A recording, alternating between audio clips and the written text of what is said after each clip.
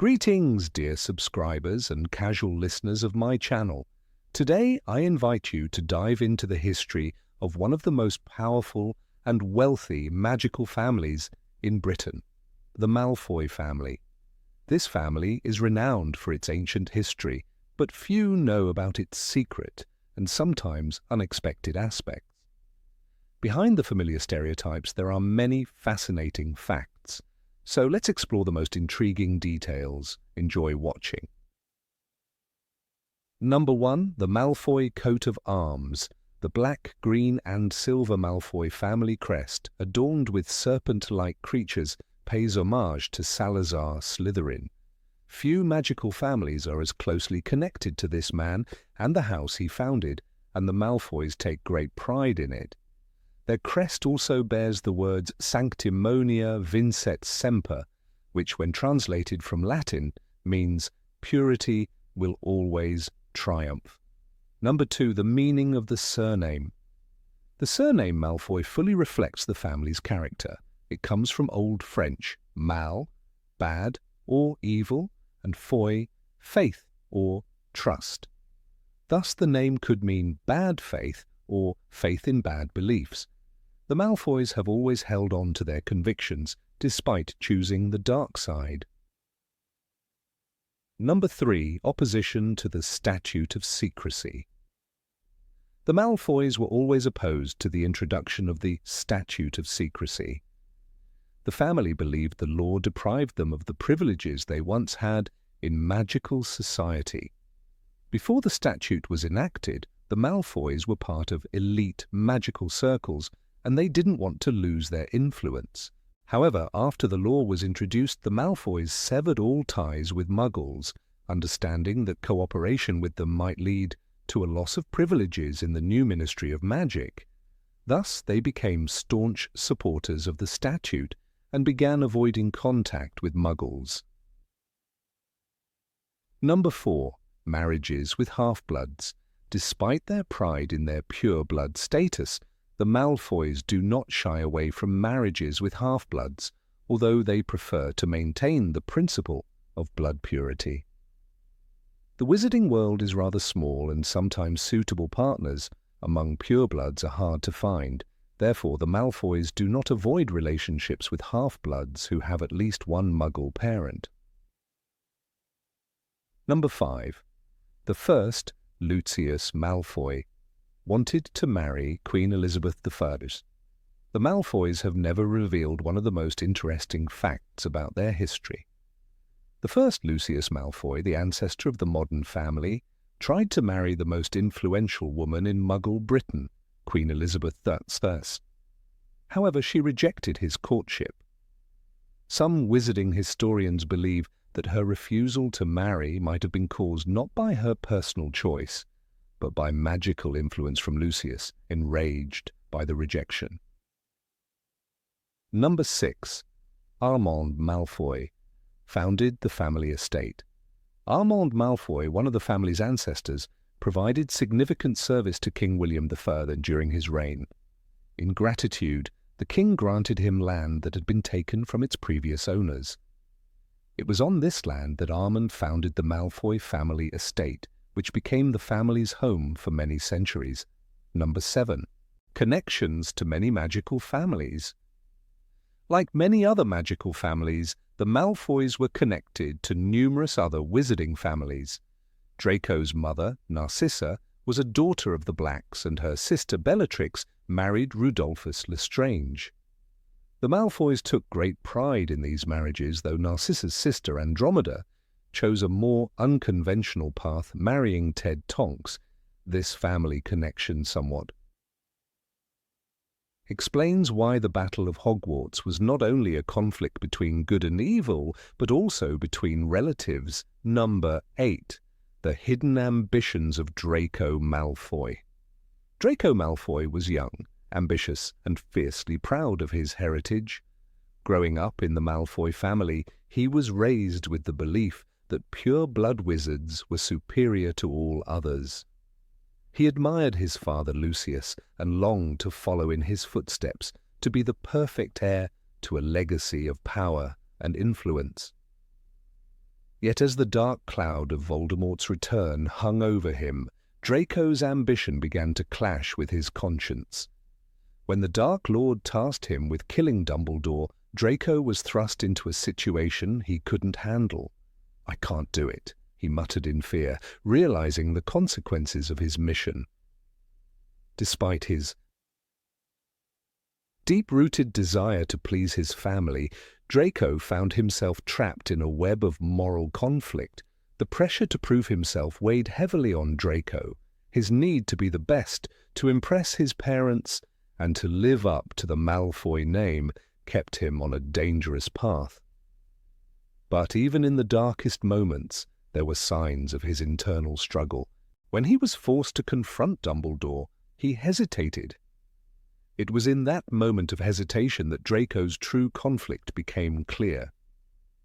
"I'm not a killer," he thought, his fear of becoming like his father pushing him to reconsider his choices. Despite his ambition, Draco was not the heartless figure he appeared to be. His desire for approval often led him to make questionable decisions, but beneath it all there was a boy who still longed for a different kind of life, a life free from the suffocating expectations of his family and their dark loyalties. Number 9, support of the Dark Lord, a complex family dynamic. The Malfoy family's loyalty to Voldemort was not as clear-cut as it seemed. Lucius Malfoy, a prominent supporter of the Dark Lord, had long placed his trust in Voldemort's vision of pure blood supremacy. His belief in this cause was unwavering, even as it led him down a dangerous path. However, within the walls of Malfoy Manor, not everyone shared the same certainty. Narcissa Malfoy, though married to Lucius and a member of a family deeply entrenched in the Death Eater ranks, was conflicted. She loved her family and her son above all, and when the final battle approached, she was forced to make a decision that would alter her destiny. "Is Draco alive?" she asked Harry Potter in a whisper, her voice laced with fear. This question, spoken in the heat of battle, was her defiance of Voldemort's will and her determination to protect her son, no matter the cost. Draco Malfoy's position was equally complex. As his father stood loyally by Voldemort's side, Draco was thrust into a role he could not fully embrace. The pressure to live up to the Malfoy name weighed heavily on him, but it was clear that the horrors of war had shaken his belief in the Dark Lord's mission. In the end, Narcissa's decision to protect Draco by lying to Voldemort was a turning point. She placed her son's life above everything, even her own loyalty to her husband and the Dark Lord. This act of maternal love and bravery revealed the cracks in the Malfoy family's loyalty to Voldemort. As Narcissa's defiance showed, even in the most powerful families, there are moments where the love for family triumphs over allegiance to a darker cause. Number 10, connection to ancient rituals and magical artifacts. The Malfoy family's obsession with magical artifacts went beyond simple collections. It was a deep, almost religious reverence for power. Lucius Malfoy, ever the seeker of ancient knowledge, was especially drawn to relics tied to dark traditions. His home was filled with treasures, each one a testament to his family's long history of influence and superiority. One of his prized possessions was the Dark Lord's dagger, a weapon infused with dark magic. A relic of great power, Lucius would often say, though he rarely spoke of its origins. This dagger, used in the most secretive and dangerous rituals, symbolized more than just strength. It was a key to the very heart of Voldemort's darkest practices. Lucius's devotion to ancient blood rituals went hand in hand with his fascination with magical objects. He believed that these artifacts were not just possessions but conduits for untold power. Some said he used the dagger in his attempts to gain favor with Voldemort, offering the weapon as a token of loyalty. Lucius's belief in the sanctity of pure-blood wizarding traditions led him to participate in rituals that further cemented his connection to the dark arts. It was not just about the artifacts themselves, but the promise they held, a promise of strength, purity, and control over the magical world, even in the darkest moments. Lucius clung to the hope that these ancient relics would provide the Malfoys with the power they so desperately desired. Number 11. The Malfoys' influence on the politics of the magical world. The Malfoy family, with its deep roots in pure-blood wizarding society, always wielded significant influence in the politics of the magical world. Lucius Malfoy, in particular, was a master manipulator, skilled at navigating the complex and often treacherous landscape of the Ministry of Magic. Under the leadership of Cornelius Fudge, Lucius used his wealth and status to further the cause of pure-blood supremacy. He wasn't just a figurehead, he actively sought to push the ministry toward policies that favored the elite, while quietly undermining those who stood for equality, such as the Muggle-borns. In his private moments, Lucius would often boast of the natural order of things, speaking with disdain about the Weasleys and other blood traitors. "You don't have the same blood as we do," he would sneer, confident that his place at the top was unquestioned. Lucius's political maneuvers often played out behind closed doors.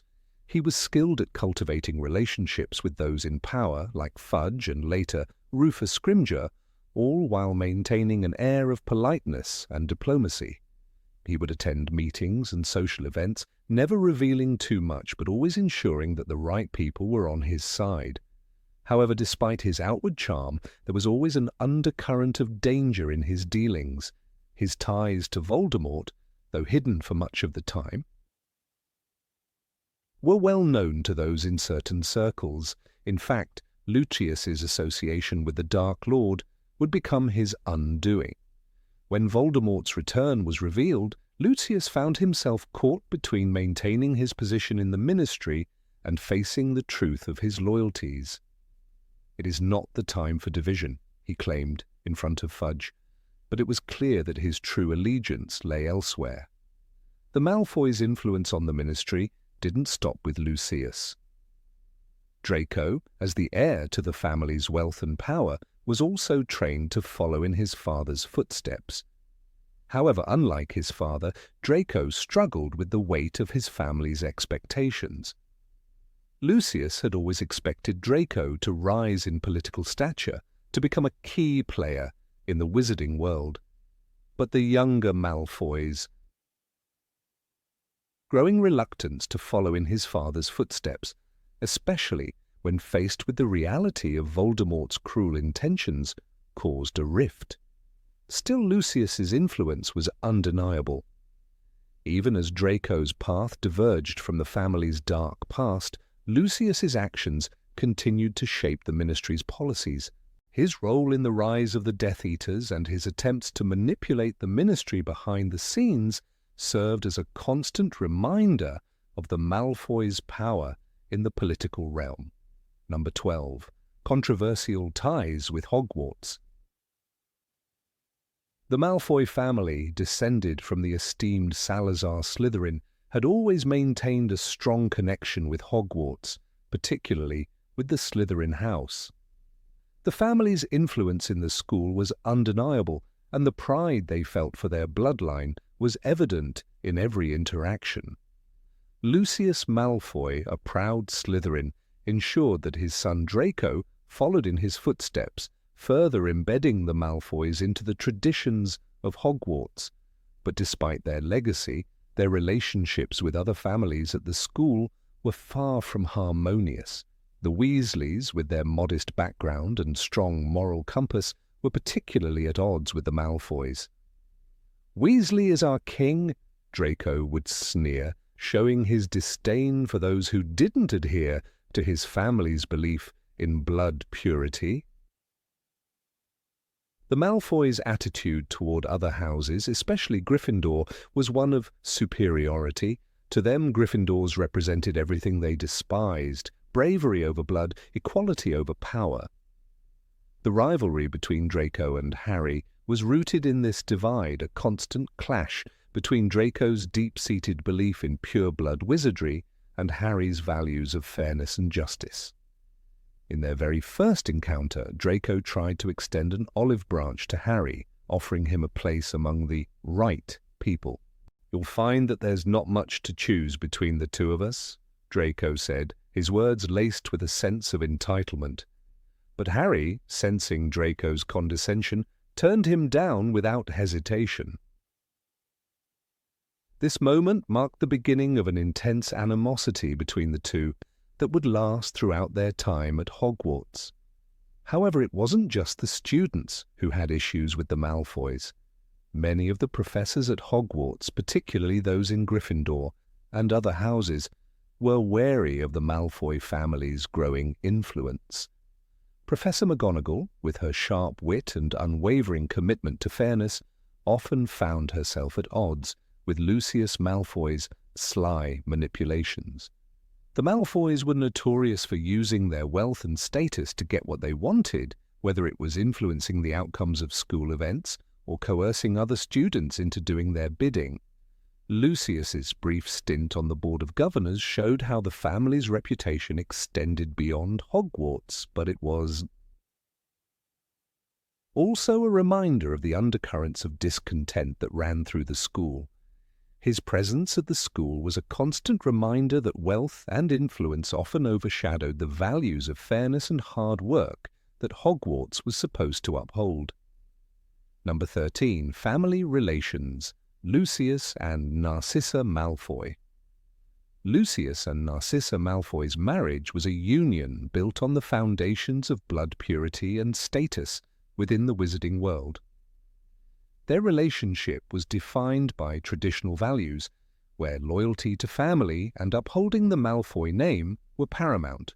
Lucius, a proud and powerful man, always took the lead, while Narcissa stood by him, silent and unwavering. Yet beneath the surface of their well-constructed family image there was a subtle but undeniable tension. Lucius, ever ambitious, was deeply involved with Voldemort, while Narcissa, though loyal, harboured doubts about the Dark Lord's plans and the toll it would take on her family. Despite their differences, Narcissa's devotion to Lucius was steadfast. She followed him not out of blind obedience, but out of duty to her family. "You are my husband," she would often remind him, standing by his side through both their triumphs and their darkest moments. However, when the war escalated and the stakes became higher, Narcissa's instincts as a mother began to take precedence over her loyalty to her husband and his dark allegiances. It was her son, Draco, who became the breaking point. Lucius and Narcissa's marriage had always been one of strategic partnership, but their roles as parents transcended that. When Draco was tasked with killing Dumbledore, Narcissa's fears for her son's safety outweighed any remaining loyalty to Voldemort or the Malfoy legacy. In a moment of clarity and fierce maternal love, she made a decision that would change everything. As the Battle of Hogwarts loomed, Narcissa knew that her son's life was at risk. She approached Harry Potter with trembling hands, her voice filled with desperation. "Is Draco alive?" she asked, not caring that she was betraying the Dark Lord. In that single moment she chose her son's life over everything else. Her love for Draco shattered the years of loyalty to Voldemort. Narcissa's actions marked a profound shift in the Malfoy family. While Lucius remained bound to his past, stuck in the web of his choices, Narcissa embraced a more protective and compassionate role. It was no longer about the Malfoy name or the purity of blood, but about saving her son from the horrors of the war. This was evident in the final moments of the battle when she lied to Voldemort, telling him that Draco was on his side, knowing it would protect him. Her decision was a quiet act of rebellion against the forces that had once defined her family. In that moment, Narcissa revealed the depth of her love and the strength of her character. "Draco is alive," she declared, securing his safety and ultimately helping to change the course of the war. Lucius, on the other hand, remained caught in the grip of his past choices. He had been loyal to Voldemort, believing in the Dark Lord's power to reshape the wizarding world. But Narcissa's bravery and the actions of their son began to stir something within him. He could no longer ignore the destruction Voldemort had caused, nor the growing distance between him and the family he loved. Narcissa's love and sacrifice illuminated a path forward for the Malfoys, one that didn't require the approval of Voldemort or the purity of their bloodline. And while Lucius was slow to change, Narcissa had already made her choice. Through her actions, she not only saved her family but also began the long process of healing the wounds that had once torn them apart. Number 14. The Malfoys and the fight against Voldemort. The Malfoys had always stood by Lord Voldemort. For years, they were among his most loyal followers. But when the war against the Dark Lord reached its peak, both Lucius and Draco found themselves at a crossroads, forced to confront the very ideals they had fought to preserve. Lucius Malfoy had always believed that supporting Voldemort would bring him power and respect. But as the Dark Lord's influence spread, Lucius began to realize the true cost of his loyalty. During the Battle of Hogwarts, when the stakes became unbearably high, Lucius saw the destruction of everything he held dear. The man he had so fervently served was now threatening the life of his own son, Draco. Lucius was caught in a web of guilt, struggling with the consequences of his blind allegiance. In that moment, he understood. Loyalty to Voldemort had only led to ruin. As Lucius reflected on his life, the truth hit him hard. His actions had torn his family apart. The Dark Lord did not care for those who served him, Lucius thought bitterly. He only used them. Draco Malfoy's journey was no less complicated. He had grown up in a household where Voldemort's ideology was a constant presence. His father had raised him to believe in the supremacy of pure bloods, in the power that came with serving the Dark Lord. But when Draco was forced to carry out a mission for Voldemort, one that involved killing Dumbledore, his world crumbled. He stood on the edge, knowing the terrible consequences of what was being asked of him. In that agonizing moment, Draco could not bring himself to murder. It was not just the thought of killing an innocent man that stopped him, it was the realization that this path would lead to the destruction of everything he cared about. Draco's choice to refuse Voldemort's command marked his turning point. "I'm not going to do it," he whispered to himself, his voice barely a breath. His decision shattered his loyalty to Voldemort and began his journey toward redemption. The defining moment came when Narcissa Malfoy, in her desperation to protect Draco, lied to Voldemort, claiming that Harry was dead. In that moment, it was clear that the Malfoys were no longer fully under Voldemort's control. They had been pushed to their limits, and their love for family outweighed the loyalty they once had to the Dark Lord. It was a quiet rebellion, yet one with immense power.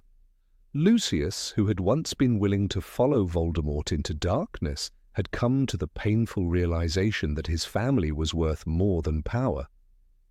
Draco, too, had found the courage to stand against his father's beliefs and choose a path that led to healing rather than destruction. Their journey from blind loyalty to quiet resistance was not easy, nor was it without pain. But in the end, the Malfoys proved that even the deepest entanglements with evil could be undone by the power of family and the courage to make the right choice. They no longer served Voldemort. They served something far stronger: each other. Number 15, Draco and his rivalry with Harry Potter. Draco Malfoy and Harry Potter were two names that stood as symbols of opposing forces from the very first moment their paths crossed. At the heart of their rivalry lay not just a clash of ideals, but a personal animosity that shaped their interactions throughout their years at Hogwarts. It was a battle not only of magic, but of values, family legacies, and the complicated history of the wizarding world. Born into families with very different visions of what the magical world should be, Draco and Harry's conflict was almost fated from the moment they met. Draco Malfoy, raised in the prestigious Malfoy family, had always been steeped in the belief that blood purity was paramount. His father, Lucius Malfoy, was a prominent Death Eater who had served Lord Voldemort during the First Wizarding War, and Draco's upbringing was marked by a deep-seated reverence for the dark arts. He was taught to despise Muggles and their offspring, reinforcing an attitude of superiority over those he deemed inferior. The Malfoys were a family of privilege, wealth, and status, and Draco was expected to carry on this legacy with pride, ensuring that he and his family remained at the top of the magical hierarchy. Harry Potter, on the other hand, came from a humble background, raised by his kind-hearted Aunt Petunia and Uncle Vernon, who were less than thrilled to have him in their care. The Potter family, though once wealthy and well-respected, was not of the same elitist pedigree as the Malfoys. Harry had no idea of his true heritage until his 11th birthday, when he learned he was a wizard. Even then, he was not immediately embraced by the wizarding world. He faced obstacles simply because of the fame that followed him, fame he didn't ask for, fame that was thrust upon him due to the actions of the dark wizard Voldemort. From the moment they met on the Hogwarts Express, Draco took an immediate disliking to Harry. To Draco, Harry represented everything that he had been raised to despise, a symbol of someone who was not worthy of the magical world. When Harry was sorted into Gryffindor, the rivalry between them only grew more pronounced. Draco's disdain for Harry's newfound fame only deepened, and he could not resist making attempts to belittle Harry at every turn. It was more than just a matter of house rivalry, it was a clash of ideologies, where Draco was raised to see himself as superior to others, especially people like Harry.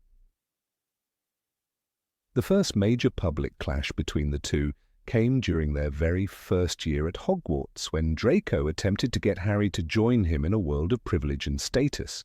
He offered Harry his friendship, but only on the condition that Harry would reject those he deemed unworthy, namely Ron Weasley. To Draco, this was the way of the world, a world in which purebloods like him ruled. Harry, of course, rejected Draco's offer. It was the beginning of their bitter rivalry, one that would last for years. From that moment onward, Draco took every opportunity to taunt Harry, to remind him that he did not belong in the circles that Draco frequented. As the years progressed, Draco's hatred for Harry grew even more personal. In their second year, Draco attempted to ruin Harry's chances in the Chamber of Secrets by accusing Hagrid of opening the chamber and by associating himself with the Slytherin team in their various schemes. He was intent on making Harry's life as difficult as possible, believing that his family's honor could only be maintained by bringing down those who threatened it. To Draco, Harry was an obstacle, a symbol of everything he was supposed to overcome, and every victory Harry had only served to fuel his anger further. But as much as Draco wanted to maintain his animosity toward Harry, something inside him began to shift. In his third year, the rise of Lord Voldemort's power became all too real for Draco, and the pressure to align himself with Voldemort's ideals became more intense. His father, Lucius, was once again working for Voldemort, and Draco's own involvement in the Dark Lord's rising cause began to weigh heavily on him. He was no longer just the privileged, entitled boy he once was. He was caught in the grip of something much larger, and the choices he made would shape not only his own future, but the future of the entire wizarding world. In Harry's third year, Draco's involvement in the events surrounding the Triwizard Tournament was a telling sign of how far Draco was willing to go to secure his family's legacy. It was during this year that Draco made his first real attempt to personally harm Harry. He sought out the help of his father's connections to undermine Harry's chances, but the truth was that deep down, Draco's motivation was not just about winning, it was about proving himself. As the year progressed, Draco found himself torn between the loyalty to his family and the realization that the road they were asking him to walk was one that would lead to ruin. Number 16. The Dark History of the Malfoy Vault. The Malfoy family, with its storied history stretching back generations, holds a legacy of wealth, influence, and darkness. Among the many secrets that cling to the Malfoy name, one of the most intriguing is the infamous Camorra Malfoy, a part of the Malfoy estate that remains shrouded in mystery. Few know the full extent of what lies behind the closed doors of this secluded chamber, which only the eldest of the Malfoy line are permitted to enter. The rumours and whispers surrounding it have long been the source of speculation, particularly among the house elves and students, who tend to overhear the hushed conversations of the family. Yet despite the centuries of intrigue, the Camorra Malfoy has largely been kept from the public eye, and the secrets it harbours remain elusive. The Camorra itself was not just another room in the sprawling Malfoy manor. It was a hidden vault of sorts, a repository for the family's most dangerous and ancient possessions. Even within the walls of the manor, only a few knew where it was located, and fewer still had the privilege to see what lay within. It was said that the Malfoys had long held a belief in the preservation of their pureblood status, and the Camorra served as the safe haven for relics and artifacts that could protect, empower, or defend their name. Some of the items believed to be contained within the Camorra were not of a mundane nature. Speculation ranged from ancient dark magical texts passed down through generations of Malfoys to powerful artifacts capable of amplifying the family's already considerable influence. The idea that these items could be used in the family's ongoing fight against their enemies, whether those enemies were Muggle-borns, rival families, or even the Ministry of Magic, was a theory many whispered about in the shadowed corners of the wizarding world. In the halls of Hogwarts, Draco Malfoy, the latest heir to the family fortune, was often surrounded by an air of superiority that seemed to emanate from the Malfoy bloodline itself. It was not just his father's influence or his wealth that made Draco stand out among his peers. There was something more, something almost ancient in his demeanor, as if the weight of centuries of family secrets had been passed down to him like a heavy cloak. But it was clear that Draco himself knew little of the deeper magic that may lie hidden within the Camorra. It is not hard to imagine that Draco's father, Lucius Malfoy, a man of significant ambition and power, would have kept the Camorra closely guarded, perhaps even seeking out new ways to protect the secrets it contained. Lucius was no stranger to the dark arts. He had once served as a loyal follower of Lord Voldemort and had an affinity for magical objects that could bend others to his will. The idea that Lucius might have used the Camorra's contents to further his own agenda is certainly plausible, especially considering his tendency to gravitate toward dangerous, forbidden magic. The Camorra was not a room that one could simply stroll into. Its entrance was hidden, a door disguised so thoroughly that even those who worked for the Malfoys were unaware of its existence. Only those who were deemed worthy by the family could approach it, and even then it was only the eldest in the line who were given access. The Malfoy family, with their strict adherence to blood purity and their undying devotion to preserving their wealth and status, had always placed great emphasis on maintaining control over their magical heritage. In this regard, the Camorra served as both a vault and a symbol of their power. The Malfoys were known for their high regard for their heritage, and it was said that the family had a long history of collecting magical artifacts, many of which had dark origins.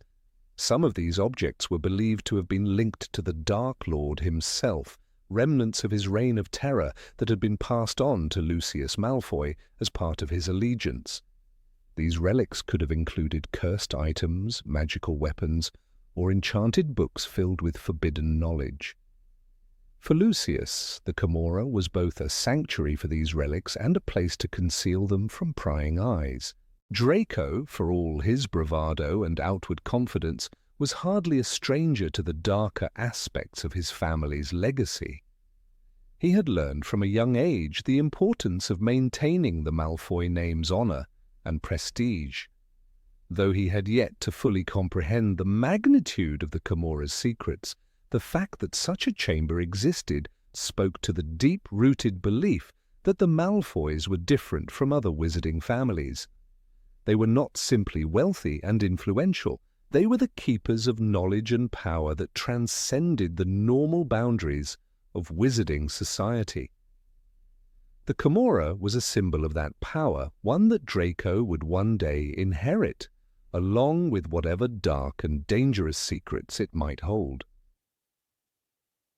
While many of the Malfoy family's more public activities were known to the wizarding world, the Camorra remained a well-kept secret, a darkened corner of the Malfoy estate where only the most trusted members of the family dared to tread. The estate itself, with its towering spires and grand architecture, was often compared to a castle from fairy tales, albeit one with a much darker history. It was easy to imagine the Camorra tucked away in the bowels of the manor, hidden from view and accessible only to those who could navigate the labyrinth of hallways and passages that snaked beneath the grand halls. Number 17. The Malfoys and their hidden support of the Order of the Phoenix.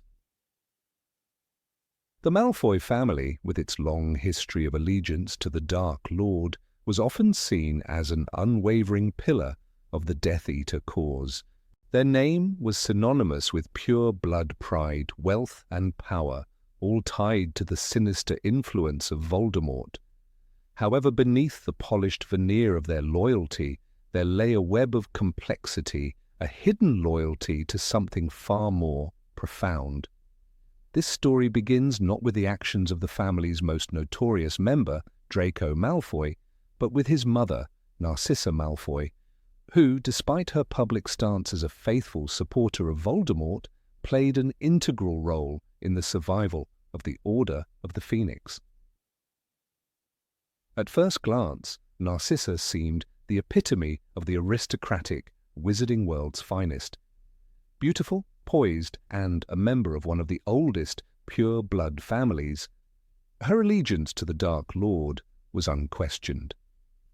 Her marriage to Lucius Malfoy, a prominent figure in Voldemort's inner circle, further solidified her position in the dark forces.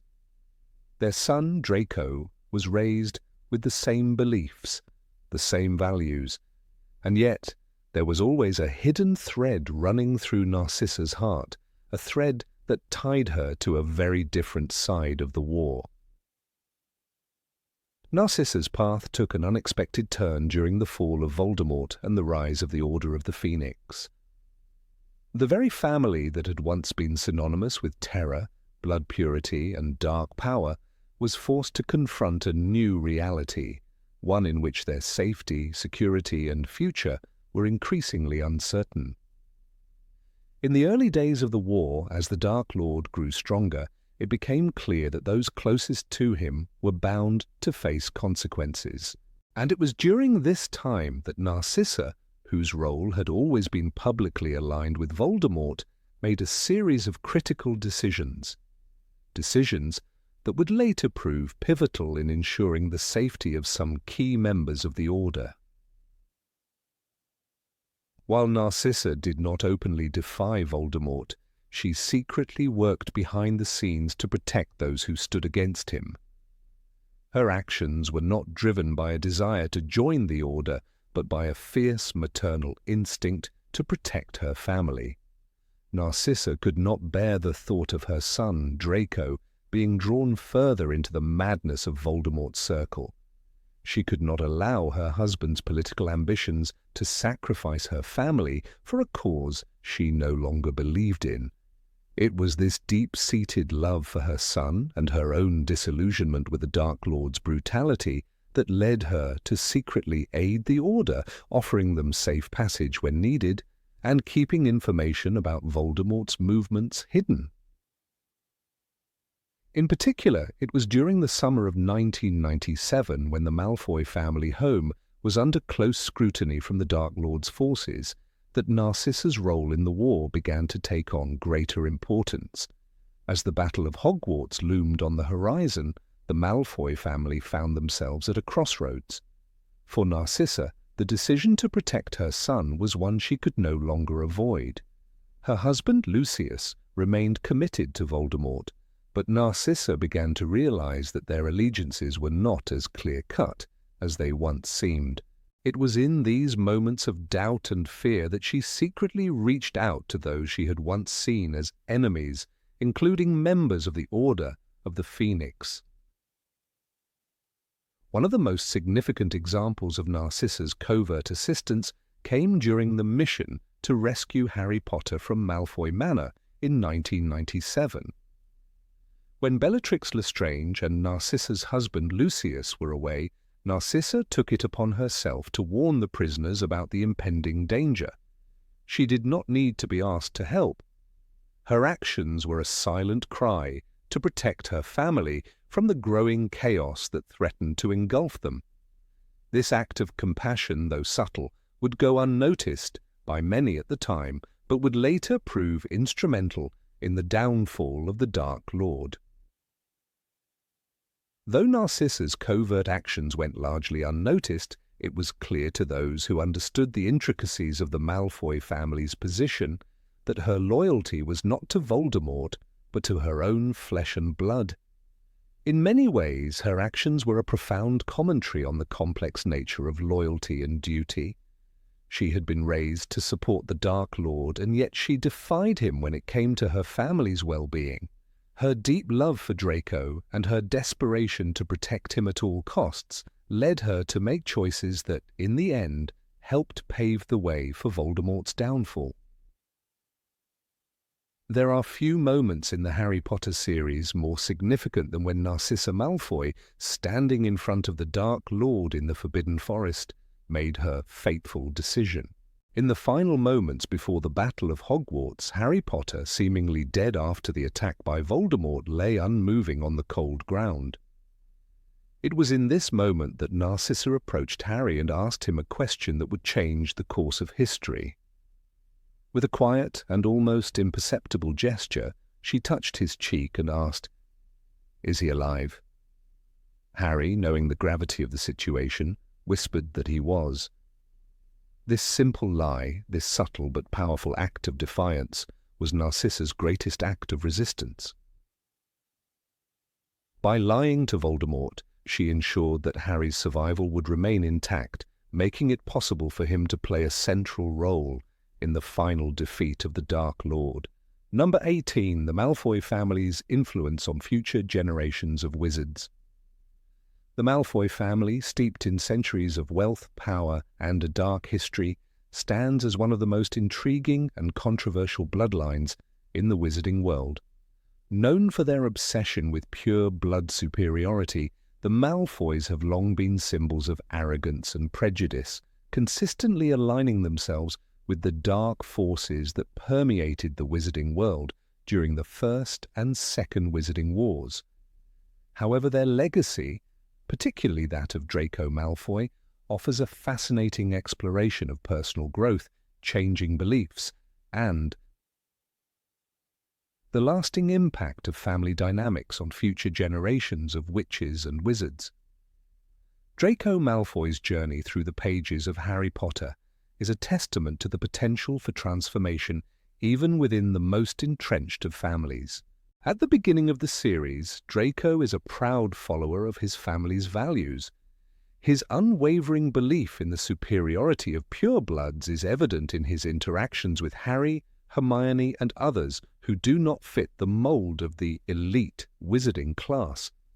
His mocking, disdainful attitude toward Muggleborns, exemplified in his treatment of Hermione Granger, underscores the rigid ideology he has been raised with, deeply ingrained by his parents, Lucius and Narcissa Malfoy. They themselves, especially Lucius, are staunch proponents of pure blood. Supremacy, aligning with Lord Voldemort in his pursuit of a world dominated by wizards of blood purity. Yet as Draco grows older and experiences the harsh realities of war, his views begin to shift. This transformation culminates during the Battle of Hogwarts, where Draco, still not entirely free from his family's grip, faces a pivotal moment that forces him to reconsider the values that have long defined him. It is no longer about the purity of blood, but about survival, moral integrity, and the greater good. Draco's decision to not join the Death Eaters fully during the battle speaks volumes about the internal conflict he experiences. Though he is unable to completely sever ties with his family's ideology, he no longer allows it to dictate his actions in the same way. The Malfoy family's influence over Draco is undeniable, yet it is in his struggles and gradual evolution that we begin to see the Malfoy legacy change. Throughout the series, Draco's evolution is defined by moments of doubt, uncertainty, and moral questioning. At various points, he is forced to confront the ramifications of his family's actions. The weight of his father's expectations and the influence of the dark side seem almost suffocating, and yet, despite these pressures, Draco ultimately rejects the path laid out for him by his father. His moral awakening during the Battle of Hogwarts is marked not by a grand dramatic speech, but by his silent resistance, his refusal to fully embrace the cruelty of the Death Eaters. Draco's transformation is most visible in the years following the defeat of Voldemort. While his past will always be part of who he is, he chooses a new path for himself and, by extension, his future family. His marriage to Astoria Greengrass, a fellow pure-blood witch, does not repeat the cycle of prejudice and elitism that characterized the Malfoy family's past. Instead, Draco's relationship with Astoria is one rooted in mutual respect, with both choosing to step away from the prejudiced values they were raised with. Their son, Scorpius Malfoy, is a product of this change. He grows up in an environment that encourages kindness, humility, and empathy, rather than the superiority and entitlement that defined Draco's upbringing. Draco's shift in worldview is not without its complications, however. His past is a constant reminder of the harm that can be caused by rigid beliefs and unchecked hatred. Despite his attempts to raise Scorpius in a more tolerant environment, Draco is still haunted by the prejudices he once held so strongly. Yet, his efforts to change are a reflection of the underlying good that resides within him, a stark contrast to the maliciousness of his father Lucius, whose actions during the war were driven by a combination of ambition and blind loyalty to Voldemort. Lucius, though ultimately redeemed in his own way, never fully sheds his past, and this unwillingness to change is what makes his character so tragic. Unlike his father, Draco does not let his past define him, and instead of perpetuating the cycle of bigotry, he makes a conscious decision to provide his son with a better future. The Malfoy family's evolution, particularly Draco's, also has a broader impact on the wizarding world. The Malfoys, as one of the most influential pure-blood families, are a symbol of the class divisions that have long been present in wizarding society. However, Draco's rejection of the old, aristocratic ideals signals a shift in these societal structures. His decision to move away from his family's obsession with blood purity is not just a personal one, it's a reflection of the changing attitudes within the wizarding community. As the dark influences of Voldemort and his followers are eradicated, there is room for new ideas and more inclusive values. Draco's journey is part of this broader shift in the wizarding world, where old divisions based on bloodlines and birthright are gradually becoming less significant, and qualities like bravery, intelligence, and kindness are becoming the traits that truly define a person's worth. The Malfoy family's legacy, then, is not solely about the perpetuation of old beliefs, but also about the capacity for change and growth. The influence of the family on Draco, and by extension on the future generations of Malfoys, is profound. In choosing to raise Scorpius in a different world from the one he knew, Draco breaks away from the cycles of hatred and fear that characterized his own childhood. Scorpius, with his open heart and inquisitive mind, represents the new Malfoy generation, one that values integrity over blood status and strives for a more just and inclusive world. This shift in the Malfoy family's values is most evident in the way Draco relates to others, particularly those who once stood on the opposite side of the war. His relationship with Harry Potter, once fraught with animosity, becomes one of mutual understanding. While it is not one of close friendship, there is a marked change in Draco's attitude toward Harry. Gone is the arrogance and the mocking tone that characterized their earlier encounters. In its place is a sense of respect born from their shared experiences in the battle against a common enemy.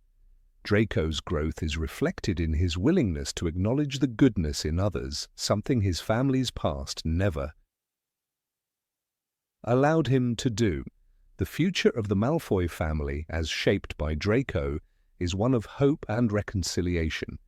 It is a future where bloodlines no longer define worth, where family honor is not measured by the purity of one's ancestry, and where personal virtue, honesty, kindness, and bravery are the qualities that truly matter.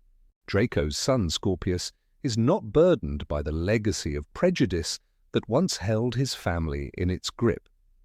Instead, he is given the freedom to define himself by his actions and his character, rather than by the expectations of his bloodline.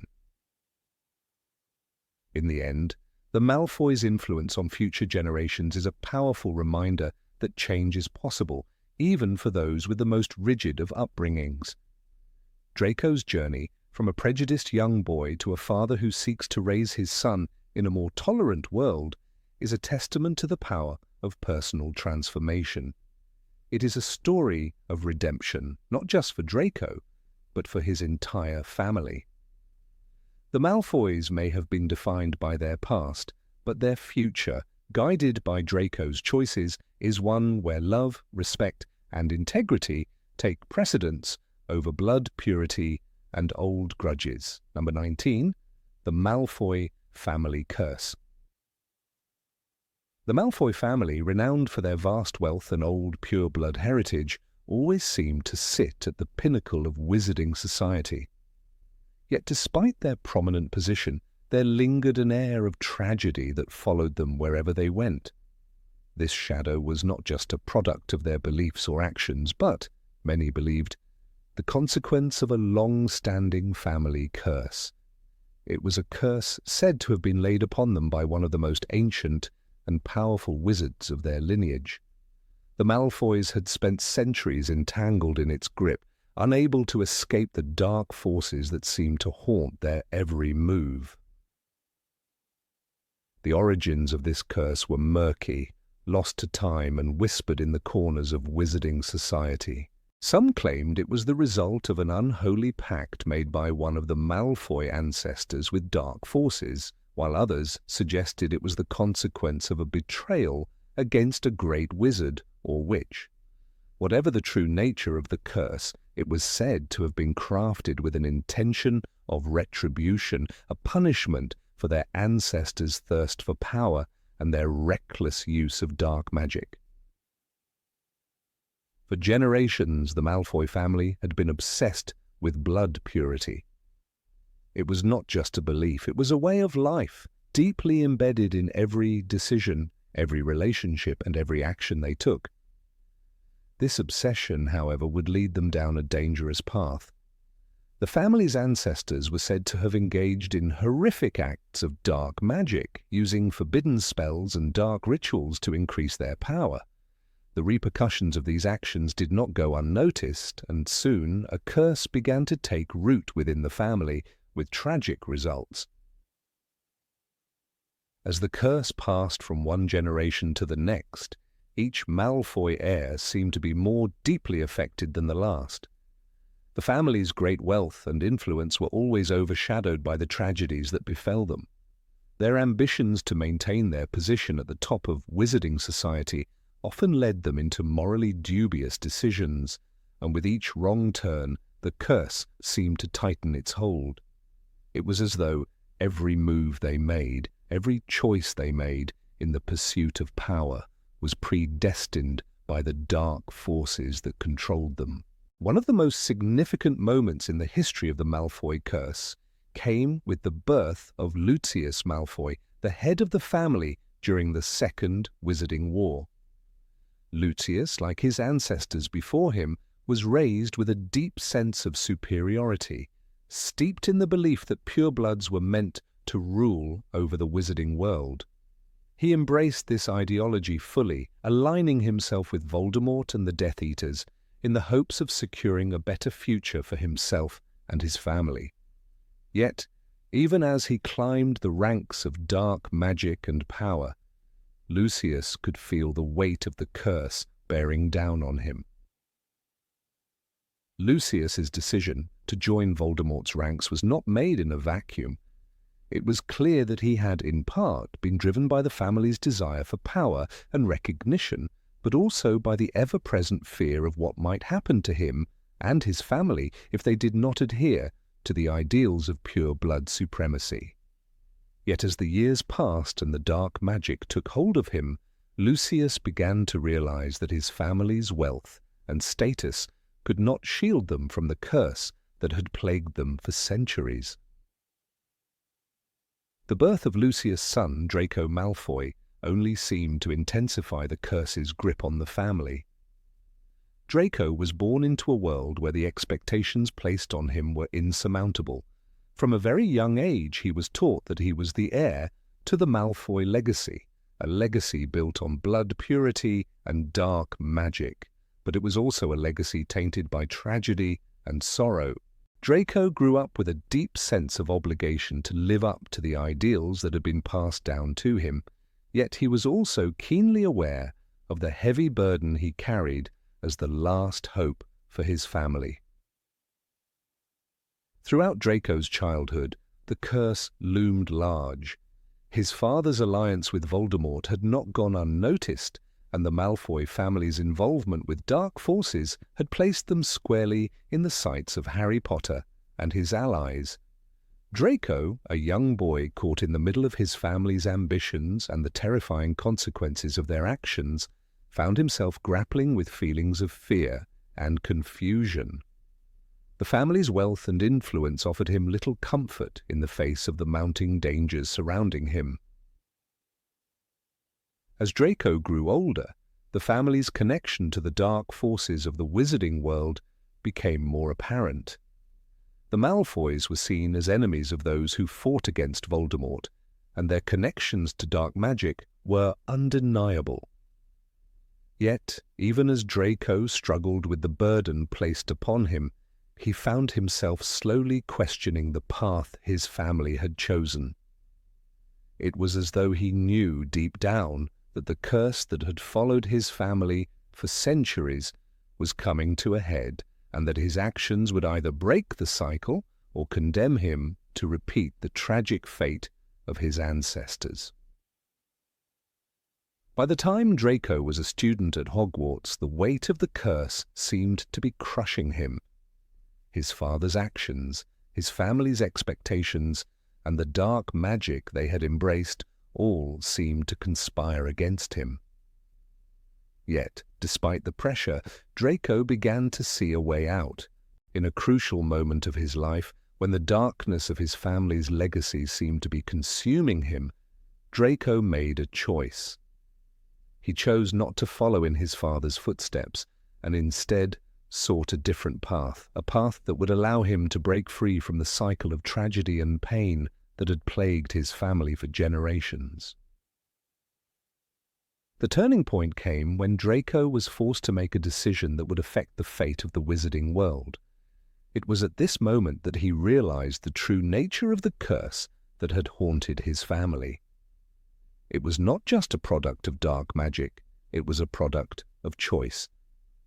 Draco's decision, made in the heat of battle, to spare Harry Potter and ultimately reject the dark forces that had controlled his family for so long, was a sign of his desire to break free from the curse's grip. Lucius, too, was forced to confront the curse as it tightened around his family. As the Second Wizarding War raged on, Lucius found himself questioning the choices he had made and the path he had taken. His family's involvement with Voldemort had led them down a dangerous and dark road, but in the end, it was his love for his son that saved him. Lucius realized that the curse was not simply a force of magic, it was a force of choice, and the Malfoys had the power to end it, if only they chose to do so.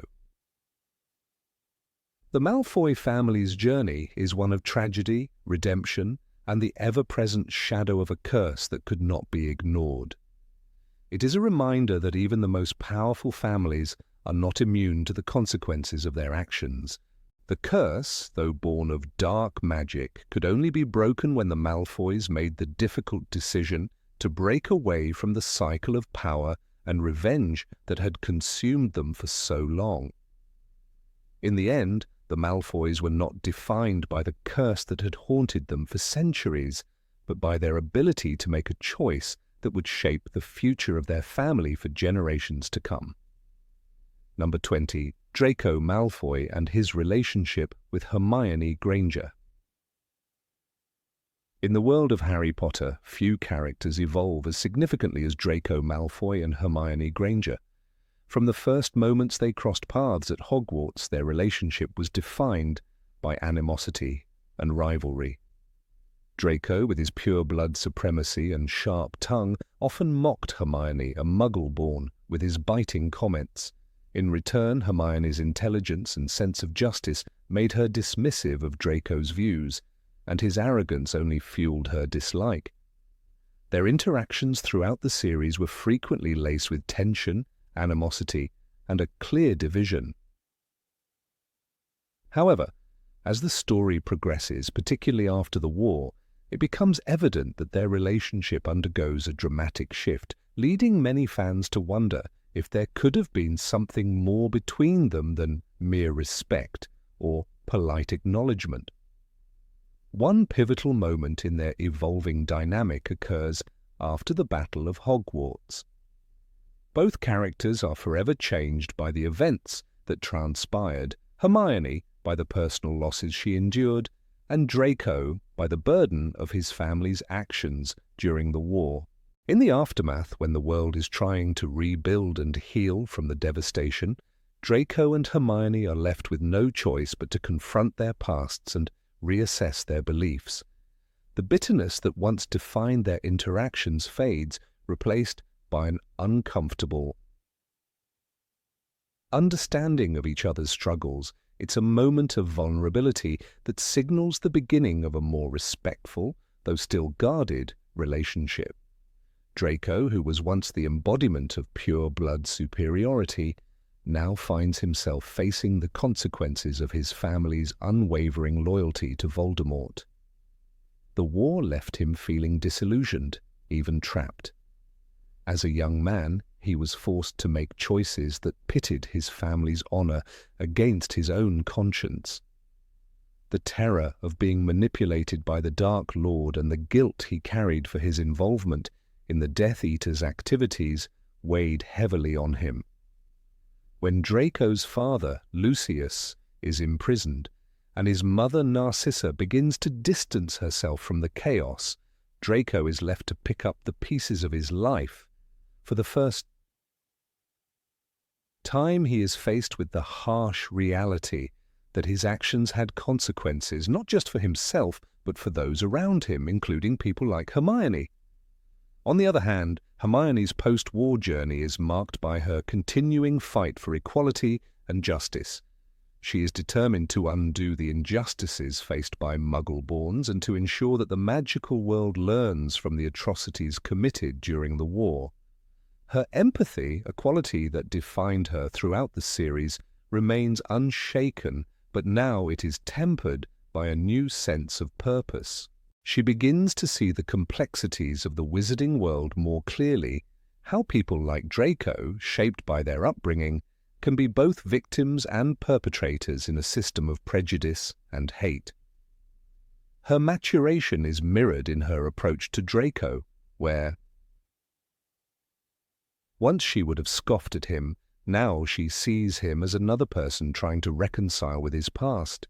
One of the key moments that highlights this shift comes when Hermione and Draco are forced into an unlikely partnership during the Battle of Hogwarts. In the heat of the battle, Hermione, along with other students, plays a vital role in defending the castle and its inhabitants. Draco, despite his earlier allegiance to Voldemort, takes steps that suggest a change in his character. He hesitates during critical moments and ultimately does not align himself with the Dark Lord. This conflict within him is not just about the war, but about the person he wants to become. In a subtle but powerful way, Draco begins to shed the hatred and entitlement that once defined him. After the war, Hermione's professional ambitions and Draco's attempts to rebuild his life both contribute to the evolving nature of their relationship.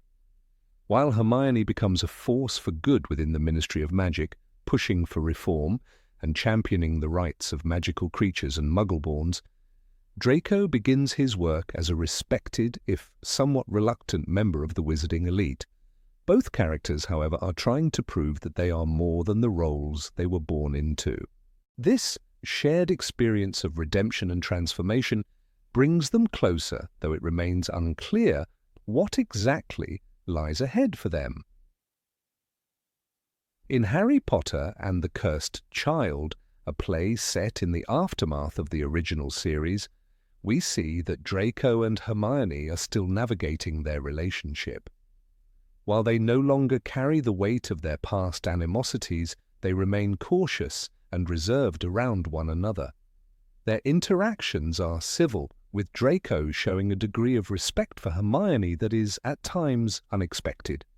In a significant moment, Draco calls upon Hermione for assistance with his son, Scorpius, demonstrating a willingness to put aside old prejudices for the sake of future generations. Hermione, in turn, recognizes that Draco, like so many others, is a product of his circumstances and that understanding leads her to extend a measure of grace towards him. There is no sign of romantic interest between them, but there is a subtle acknowledgement of each other's growth and maturity. In this post-war world, Hermione and Draco are no longer defined by the divisions that once drove them apart. Both have faced their respective trials and have emerged changed with greater wisdom and understanding.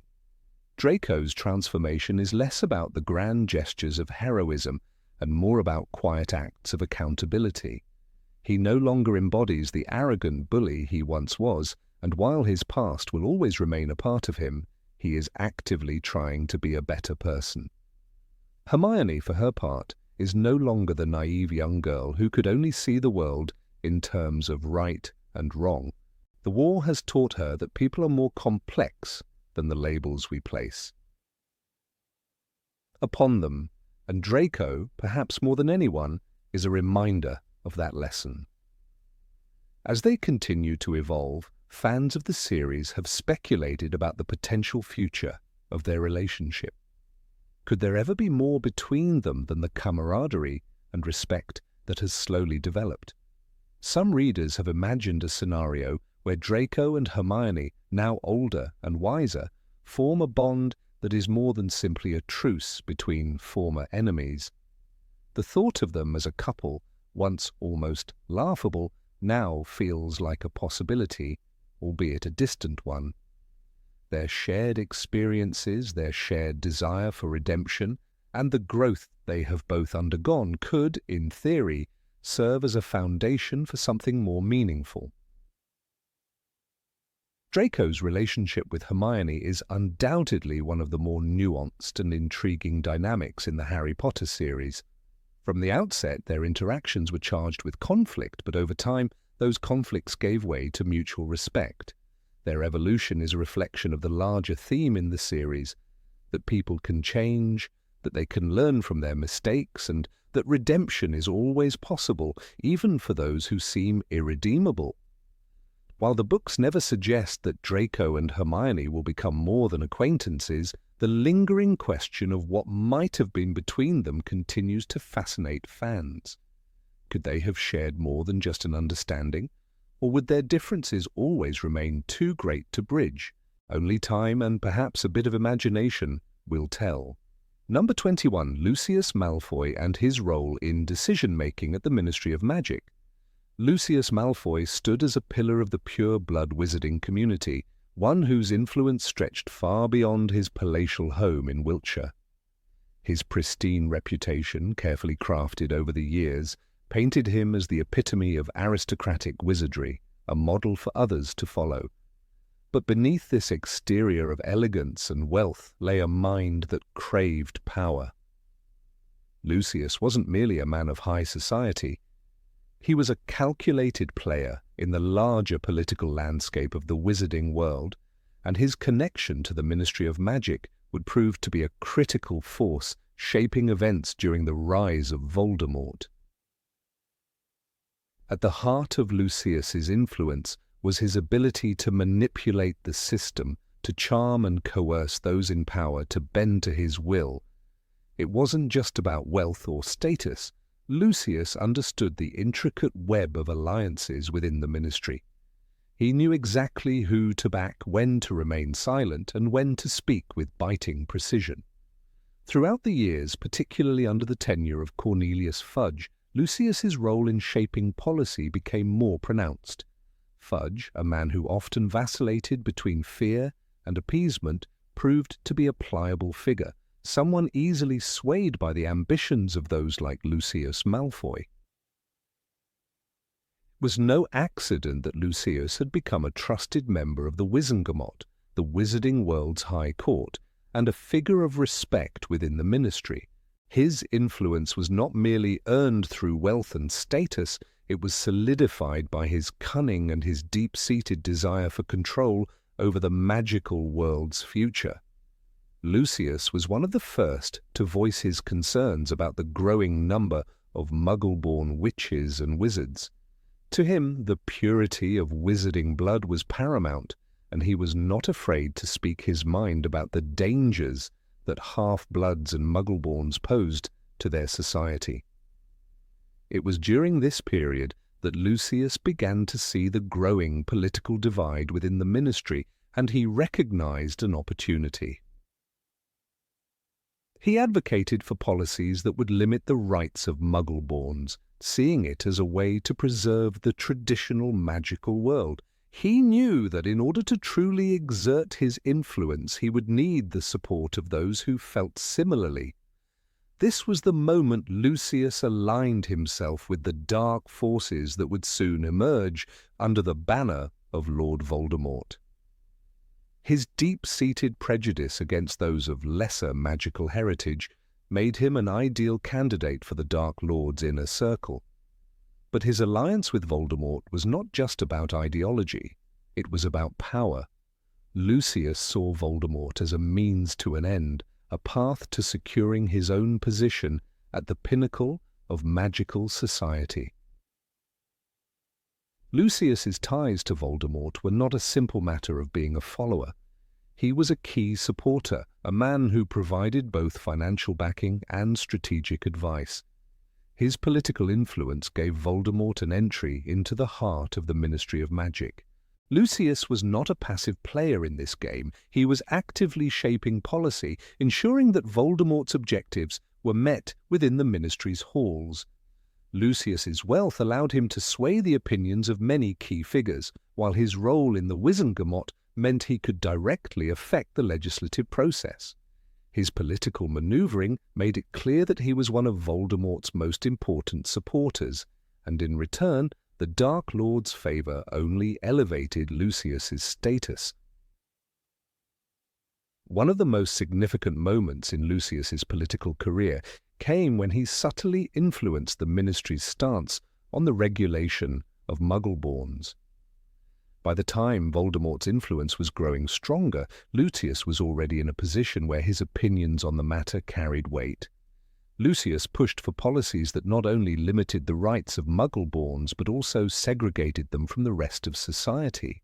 His actions, while veiled under the guise of preserving the sanctity of pure bloodlines, were nothing more than a thinly veiled attempt to consolidate power in the hands of the elite.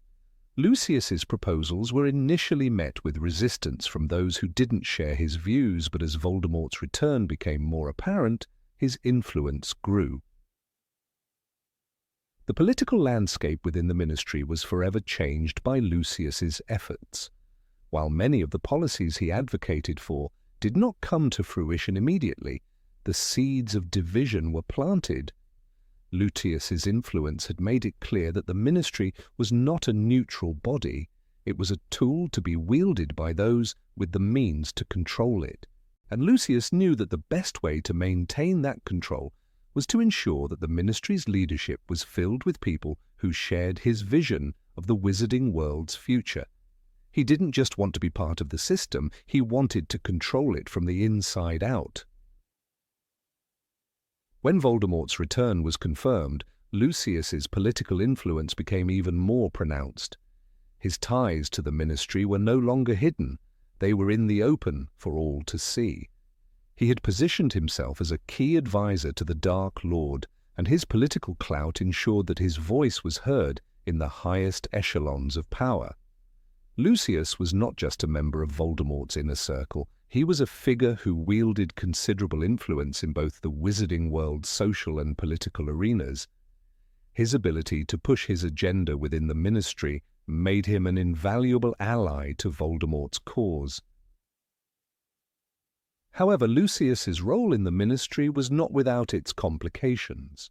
As Voldemort's rise to power became inevitable, Lucius found himself balancing between his loyalty to the Dark Lord and the need to protect his family. While Lucius was dedicated to the cause, he was not blind to the dangers that came with it. He understood that his political influence could only protect him for so long.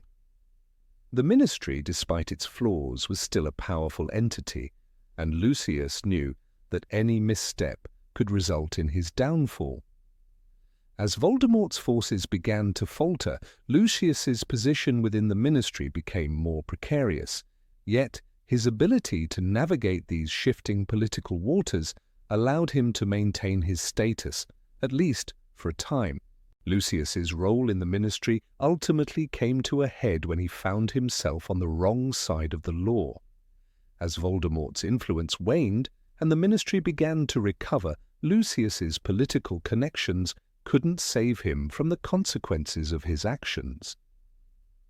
His involvement in the Dark Lord's rise to power and his own role in shaping policies that led to the persecution of Muggleborns left him with few allies in the post-Voldemort world. The Ministry, now under new leadership, had little tolerance for those who had played a part in Voldemort's reign of terror. Lucius's fall from grace was inevitable, but his legacy of political manipulation and ambition would continue to cast a long shadow over the wizarding world. Through it all, Lucius Malfoy remained an enigmatic figure. He was a man driven by ambition, a political player whose actions reshaped the Ministry of Magic in profound ways. His legacy, one of manipulation and control, would forever be tied to his role in Voldemort's rise to power. Lucius may have fallen from his position of influence, but his time in the ministry left an indelible mark on the wizarding world, one that would echo through the halls of the ministry for years to come. Number 22, the Enchanted Malfoy Birthday Celebration. The Malfoy family, known for its wealth, power, and political connections in the wizarding world, had a tradition that was unique to their lineage. It wasn't just their influence that set them apart from other pure-blood families. It was the way they celebrated life, specifically birthdays. Each year, the Malfoys would host an event known as the Enchanted Birthday, a magical celebration that took place in the sprawling Malfoy Manor, tucked away in the English countryside. This occasion wasn't just any birthday, it was a carefully curated spectacle designed to showcase the family's wealth, prestige, and mastery over magic. The Enchanted Birthday wasn't open to just anyone. Invitations were highly exclusive, and only those who were considered pure-blood wizards were allowed to attend. The guest list was always carefully chosen, often including high-ranking officials in the Ministry of Magic, influential pure-blood families, and other magical elites. The event was a declaration of power, a chance for the Malfoys to not only flaunt their status, but also to reaffirm their superiority over the other wizarding families. The event was as much about social positioning as it was about magic. The day itself was shrouded in secrecy and mystery. Draco Malfoy, the youngest of the Malfoy heirs, grew up hearing the whispered legends of the day. As a child, he marveled at the stories his parents would share about these enchanted gatherings.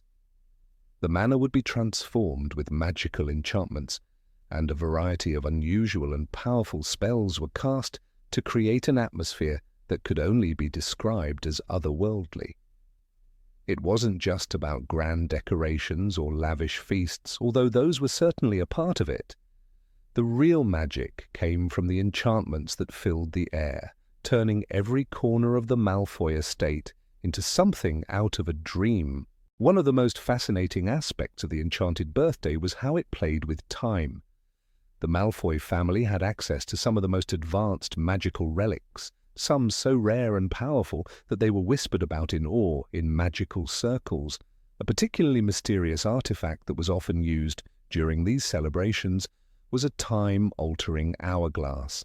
This enchanted hourglass would make time stretch and compress in peculiar ways. Those who attended could experience moments of pure magic, moments that felt as though they were suspended outside of the ordinary flow of time. It was said that these moments could alter one's perception of the magical world, leaving them with a sense of awe and wonder long after the day had ended. The atmosphere was charged with an energy that could only be achieved through the Malfoys' manipulation of magic. The manor was filled with the hum of ancient enchantments, some that had been passed down through generations, and others newly crafted by the family's skilled wizards. The long corridors were lined with enchanted portraits that came to life during the festivities, their eyes following each guest as they moved. Magical creatures, usually hidden from the ordinary wizarding world, would appear, adding to the mystical aura of the celebration. There were phoenixes that would soar through the air in brilliant flashes of gold, and even a few invisible house elves who would sneak through the crowd to add a touch of mischief to the gathering. The centerpiece of every enchanted birthday was the grand feast. The Malfoy family spared no expense when it came to food, as their reputation demanded nothing less than excellence. But this feast was different from any other. It wasn't just about delicious delicacies, it was about magical dishes that had been enchanted to provide an immersive experience. Every dish on the table seemed to possess its own life force. There were floating plates that would hover in front of each guest, adjusting themselves so that they were always perfectly aligned. The food was more than just sustenance, it was an experience. Some dishes were designed to change flavor with every bite, offering a unique taste depending on the eater's mood or even their magical aura. But the real allure of the Enchanted Birthday was the magic that was showcased. The Malfoys were known for their ability to craft unique spells and enchantments that were both beautiful and terrifying. One of the most famous of these was the moonlit dance, an enchanting spectacle that took place under the night sky. As the clock struck midnight, the stars would shimmer with an ethereal glow, and a magical mist would rise from the ground, turning the very air around the guests into a shimmering silver haze. The guests would then step onto a special enchanted platform, and as the music played, they would float above the ground, dancing gracefully as though the laws of physics no longer applied. It was an exquisite sight, one that left everyone present spellbound, often lost in the dreamlike magic of the moment. Of course, the event wasn't without its dangers. The Malfoys, ever the purveyors of control and exclusivity, ensured that only the most powerful spells were used to guard their magical secrets. Ancient wards would be cast upon the manor, ensuring that no one outside of the invited guests could learn about the day's events or see the extraordinary magic at work. The Malfoys were always careful to keep their family's secrets safe from prying eyes. For those who were invited, the Enchanted Birthday was a rare glimpse into the world of magic at its most powerful, and the fact that only pureblood wizards were invited made the day even more exclusive. Draco Malfoy, having been raised in such an environment, found the idea of the Enchanted Birthday to be both exhilarating and burdensome. He often wished that he could escape the weight of the expectations placed upon him, but there was no denying the allure of such an event. He had been taught to appreciate the grandeur of the occasion, and although he didn't always agree with his family's ideals, he couldn't help but be drawn into the magic of the day. The Enchanted Birthday also allowed the Malfoys to display their influence in a more subtle manner. The family's connections to the Ministry of Magic were well known, and during the Enchanted Birthday there were often high-ranking officials present. This wasn't simply a gathering of friends, it was a political event, a carefully orchestrated opportunity to remind the wizarding world of the Malfoy family's power. They weren't just playing at magic, they were using it as a tool to cement their place at the top of wizarding society. But perhaps what made the Enchanted Birthday truly special was its ability to make one feel as though they were witnessing something entirely new. It wasn't just the magic itself that captivated those who attended, it was the sense of possibility that came with it. The Malfoys had the power to shape reality itself, bending time and space to create an experience unlike any other. For a single day, their guests could experience a world where the rules of magic were rewritten, where the impossible seemed within reach, and where even the most ordinary of moments could be transformed into something extraordinary. As Draco grew older and became more entrenched in the politics of the wizarding world, he began to see the Enchanted Birthday for what it truly was, a symbol of the Malfoy family's unyielding desire for control and perfection. It was a reminder that they were above all others, that their power was unmatched, and that they were a force to be reckoned with in the magical world. The Enchanted Birthday was more than just a celebration.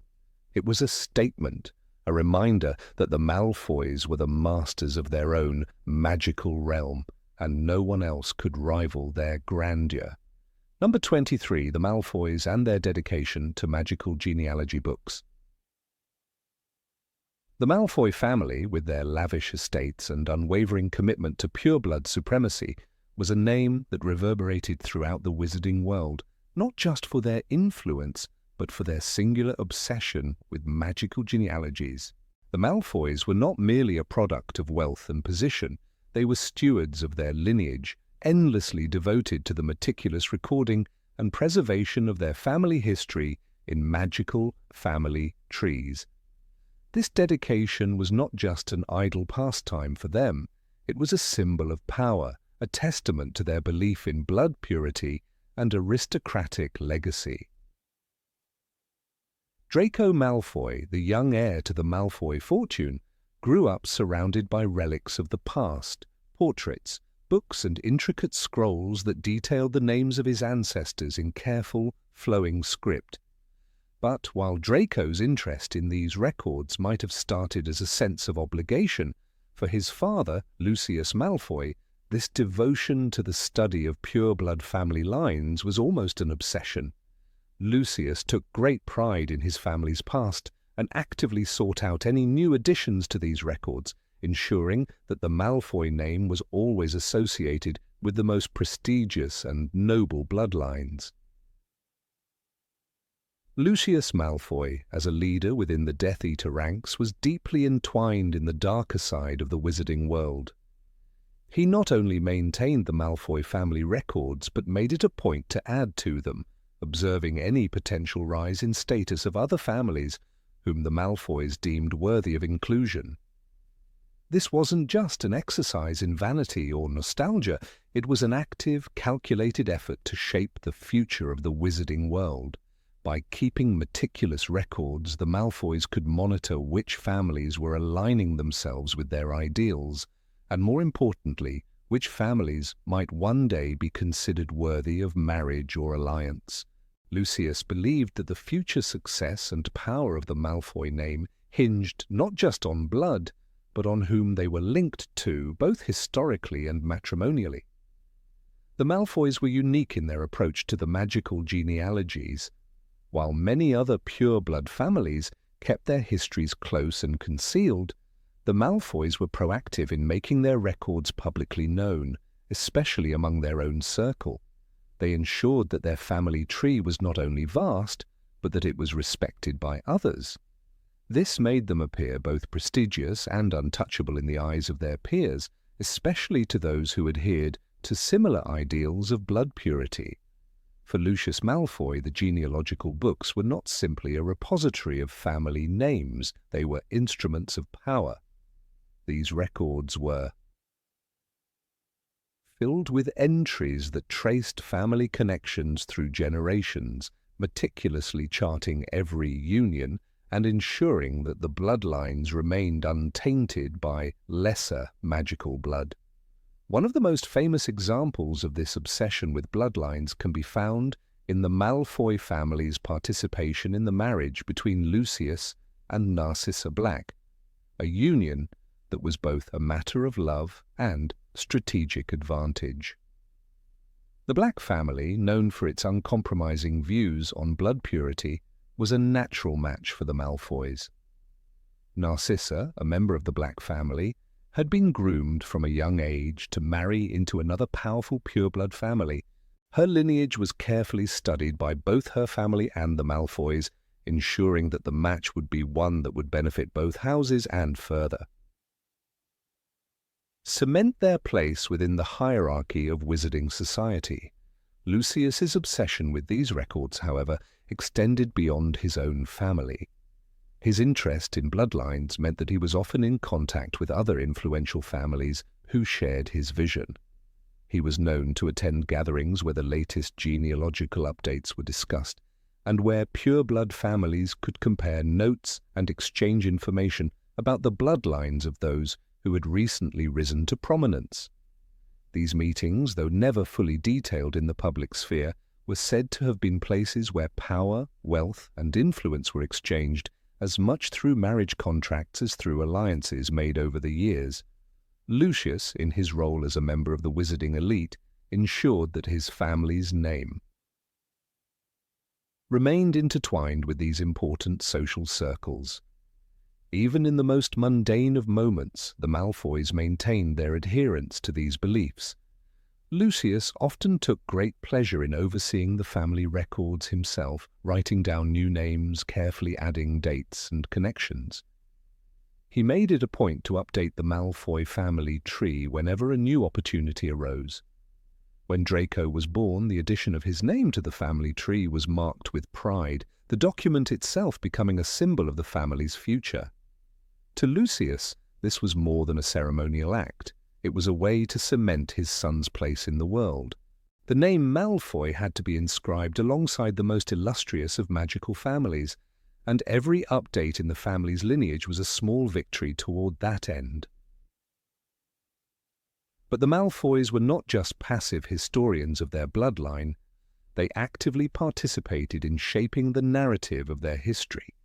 It is known that Lucius, when faced with the growing influence of families like the Weasleys, made a concerted effort to highlight the differences between his own family and those considered blood traitors. The Weasleys, with their long history of disregarding the importance of blood purity, were a symbol of everything the Malfoys despised. Lucius, ever the strategist, sought to draw a clear line between these two families in the pages of the magical family books, ensuring that the Malfoy name stood in stark contrast to those who embraced Muggle-borns and half-bloods. The Malfoy obsession with family trees wasn't just limited to Lucius. Narcissa, too, understood the importance of these genealogies, and she took great care in ensuring that Draco's upbringing was steeped in the values of pureblood supremacy. She, like her husband, held the belief that the future of the wizarding world depended on the preservation of magical bloodlines. Narcissa would frequently accompany Lucius to gatherings where they would discuss potential alliances with other families, always keeping an eye on the latest developments in the genealogical world. The marriage of their son Draco would undoubtedly be influenced by these conversations, for in the Malfoy family, blood mattered more than anything. In the world of magical genealogies, the Malfoys were not alone. However, their commitment to keeping these records updated and relevant, actively shaping the future of the wizarding world, set them apart. They saw themselves as gatekeepers of magical bloodlines, and their family tree was more than a collection of names. It was a powerful tool for securing their place at the top of the magical hierarchy. As the war between Voldemort and the Order of the Phoenix raged on, Lucius Malfoy's obsession with family bloodlines only deepened. His commitment to the Death Eater cause was intertwined with his belief in the supremacy of pureblood families, and he sought to ensure that the Malfoy name was preserved through the tumultuous times. Even as Voldemort's grip on the wizarding world tightened, Lucius's thoughts were often on the family records, wondering which families would survive the conflict and which would fall. The bloodlines, he believed, were the key to the future, and the Malfoy name must remain untainted. The Malfoys' dedication to these genealogies offers a fascinating glimpse into their worldview. Their obsession with maintaining the purity of their bloodline and their active involvement in shaping the future of wizarding society speaks volumes about their belief in their own superiority. In many ways, the Malfoy family tree is not just a record of names, it is a symbol of the Malfoys' enduring influence and their unwavering commitment to the values of blood purity. Through their careful documentation, they ensured that their name would live on, not just in the past, but in the future as well. The Malfoys were more than just a wealthy family. They were custodians of a legacy that would continue to shape the wizarding world for generations to come. Number 24. The Malfoys and their relations with other pure-blood wizard families. The Malfoys, a family whose name reverberates with aristocratic purity and power within the wizarding world, have always been synonymous with the ideals of old blood. But their relationships with other pure-blood families were far from harmonious. The Malfoys, whose wealth and political influence often shielded them from the repercussions of their actions, navigated the intricacies of pure-blood society with an eye toward practical gains rather than the ideological fervor that motivated some of their peers. The Malfoy family's history was intricately tied with that of the Blacks, a name once synonymous with staunch support for the dark arts. Narcissa Malfoy, who eventually married Lucius Malfoy, was born into this prestigious family. Despite her close blood ties with the Blacks, her own relationship with the family was not as simple as shared values. Narcissa's mother, Druella Black, had been an ardent supporter of the blood purity movement, and her sister Bellatrix Black was one of the most infamous Death Eaters in the wizarding world. Bellatrix's devotion to Lord Voldemort and the dark arts was so profound that it often overshadowed even her familial bonds. Yet, the Malfoys' pursuit of power did not always align with the Blacks' ideological extremism.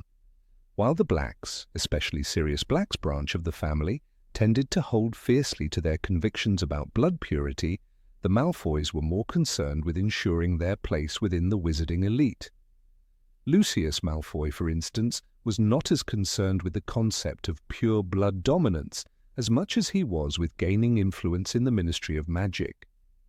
His political maneuvering and connection with influential figures were calculated to ensure that his family retained their high standing in society.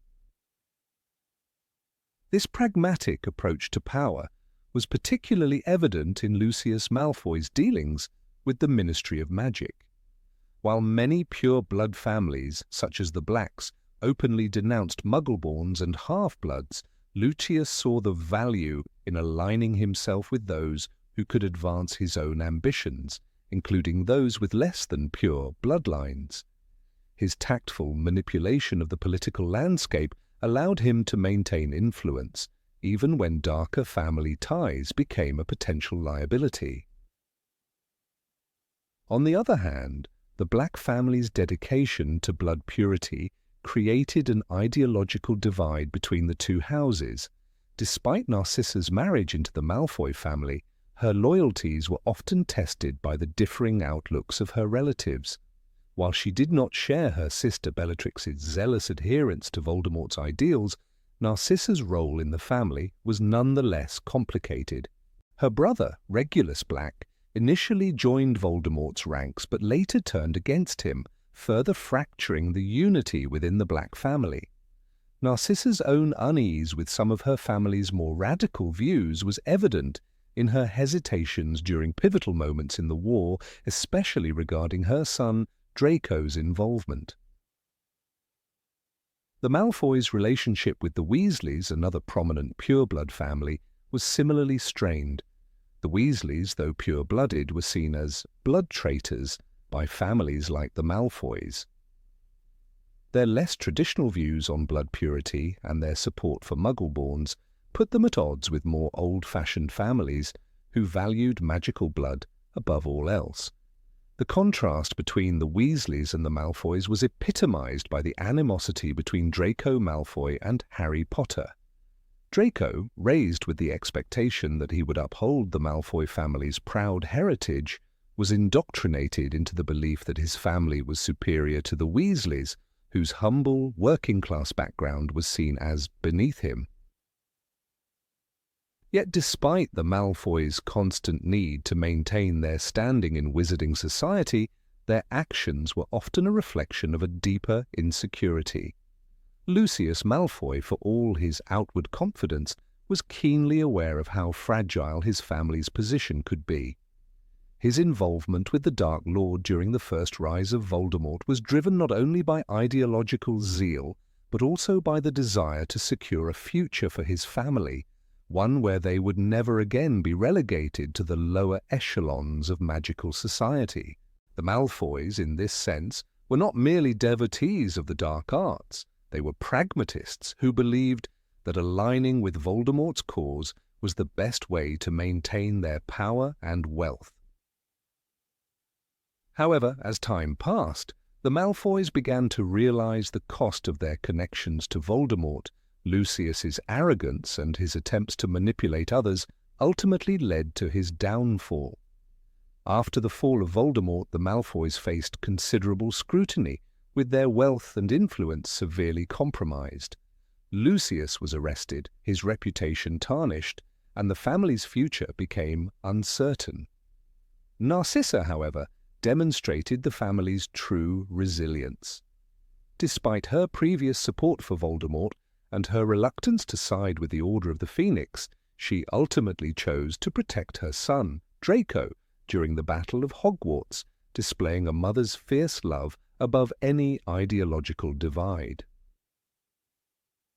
The Malfoy family's relationship with the Blacks was also fraught with contradictions.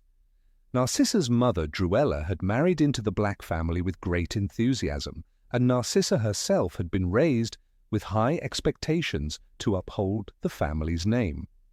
However, even within the Black family, there were tensions regarding the purity of blood and the notion of loyalty to Voldemort.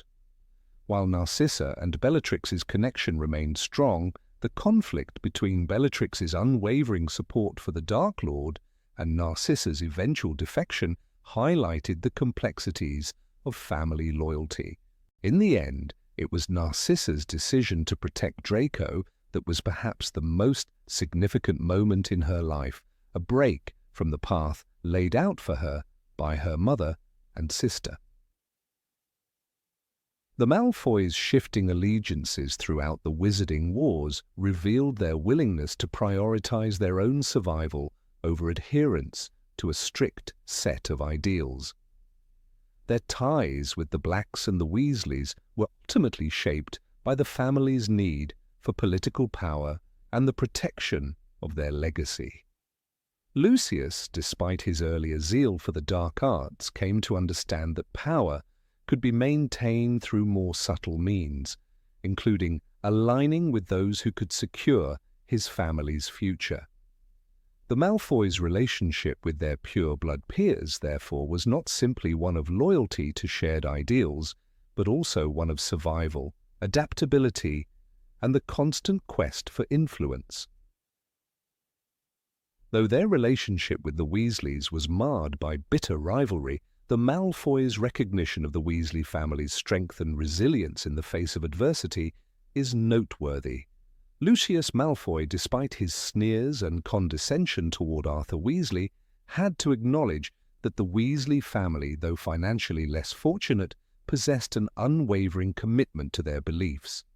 It was this determination that allowed them to stand firm against the Malfoys, who often relied on wealth and political connections to exert their power. In the end, the Malfoys were a family caught between old-world ideals and the harsh realities of the modern wizarding world. Their relationships with other pure-blood families, particularly the Blacks and the Weasleys, reflected their internal struggle between tradition and pragmatism. The Malfoys may have been known for their connections to the dark arts and their aristocratic heritage, but their true legacy lies in their ability to adapt and survive regardless of the shifting tides of magical politics. Number 25. How the Malfoys maintained their magical power. The Malfoy family, known for its affluence and long-standing connections to the wizarding elite, was also renowned for its magical prowess. The strength of their power, however, was not solely based on wealth and social standing. The Malfoys maintained their influence through an intricate blend of dark magic, ancient spells, and rare artifacts. This dedication to magic was woven into the fabric of their existence, passed down through generations, and was a key element in the family's enduring prominence within the wizarding world. Lucius Malfoy, the head of the family during the rise of Voldemort, epitomized this blend of magical expertise and ambitious power. Though most would define his magical abilities by his loyalty to the Dark Lord, it was his interest in ancient magical practices and relics that truly set him apart from many others. His knowledge of dark spells was vast, but his deeper pursuit lay in ancient enchantments that could reinforce his family's magical lineage. These spells were believed to strengthen the bloodline, ensuring the Malfoys remained powerful and influential for generations to come. Among the many secrets of the Malfoy family, one of the most intriguing was their deep understanding of blood magic. Although blood magic was considered dangerous and taboo, it was also known for its ability to enhance the magical power of a family. This art was often hidden in the darkest corners of magical history, but Lucius, ever the determined scholar, sought to harness its power. He understood that blood magic could potentially ward off threats to the family, keep their bloodline pure, and ensure that no one could threaten their place in the wizarding hierarchy. Lucius's obsession with preserving the Malfoy name and its power did not end with his personal studies. He also amassed a collection of magical artifacts that were believed to enhance the user's strength and protect the bearer from harm. The most notable among these was the heirloom that had passed down through the Malfoy family for generations. A silver cane which Lucius wielded with the utmost pride. This cane, far more than just a tool for walking, was a conduit of immense magical strength. It was not just a symbol of his wealth, but a powerful artifact that could be used in both defense and offense. Lucius often used the cane to channel his spells, increasing their potency and providing him with an added edge when facing opponents. The Malfoy family's interest in powerful artifacts wasn't limited to the cane, however. Their estate, Malfoy Manor, was littered with ancient relics and dark objects that were meant to protect the family. The house itself was enchanted with wards that could repel intruders, and Lucius took great care in ensuring that these spells were reinforced with the utmost precision. It was said that any outsider who dared to approach the manor with malicious intent would find themselves incapacitated before they could even cross the threshold. A specific example of the Malfoys' use of magical relics is the family's connection to the infamous diary of Tom Riddle. Lucius, who had been a fervent follower of Voldemort during the Dark Lord's first rise to power, had used the diary in an attempt to restore Voldemort's power and influence. He did so under the belief that by placing the diary into the hands of a young, unsuspecting Muggleborn like Ginny Weasley, he could manipulate events to suit his master's needs. But more importantly, the diary was a magical object of great power, capable of possessing its bearer and influencing the course of history. Lucius's involvement with this object demonstrated not just his loyalty to the Dark Lord, but also his reliance on ancient magical objects that could bend the flow of time and influence. The use of magical objects wasn't limited to Lucius alone. Narcissa Malfoy, his wife, was also aware of the importance of magical artifacts in maintaining the family's status. It was Narcissa who ensured that Draco, their son, was always in possession of enchanted items that would protect him, especially during his time at Hogwarts. Draco's wand, for example, was made of the finest materials, and while it was not an artifact of the same caliber as Lucius's cane, it was still an instrument of great magical potential.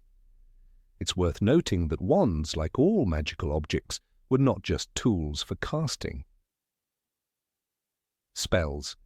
The bond between a wizard and their wand could enhance the wizard's magical abilities, and the Malfoys understood this better than most.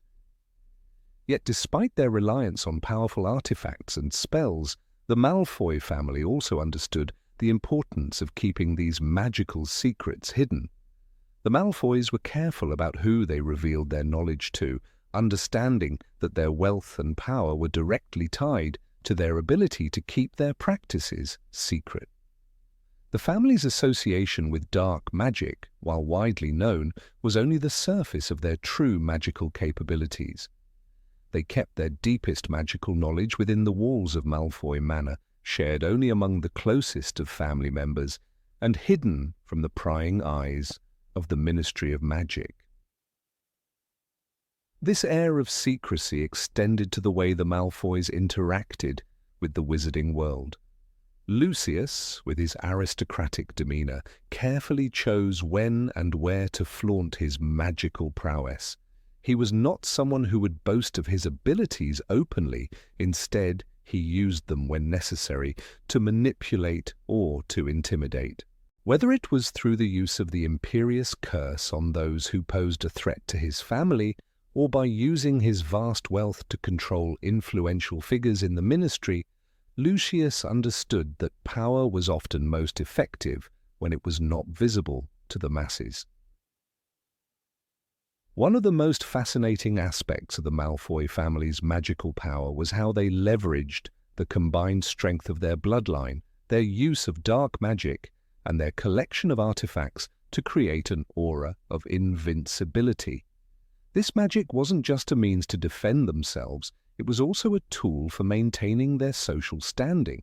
By using dark magic to ensure that no rival could rise against them, and by carefully cultivating their magical abilities, the Malfoys remained at the top of the wizarding world's hierarchy.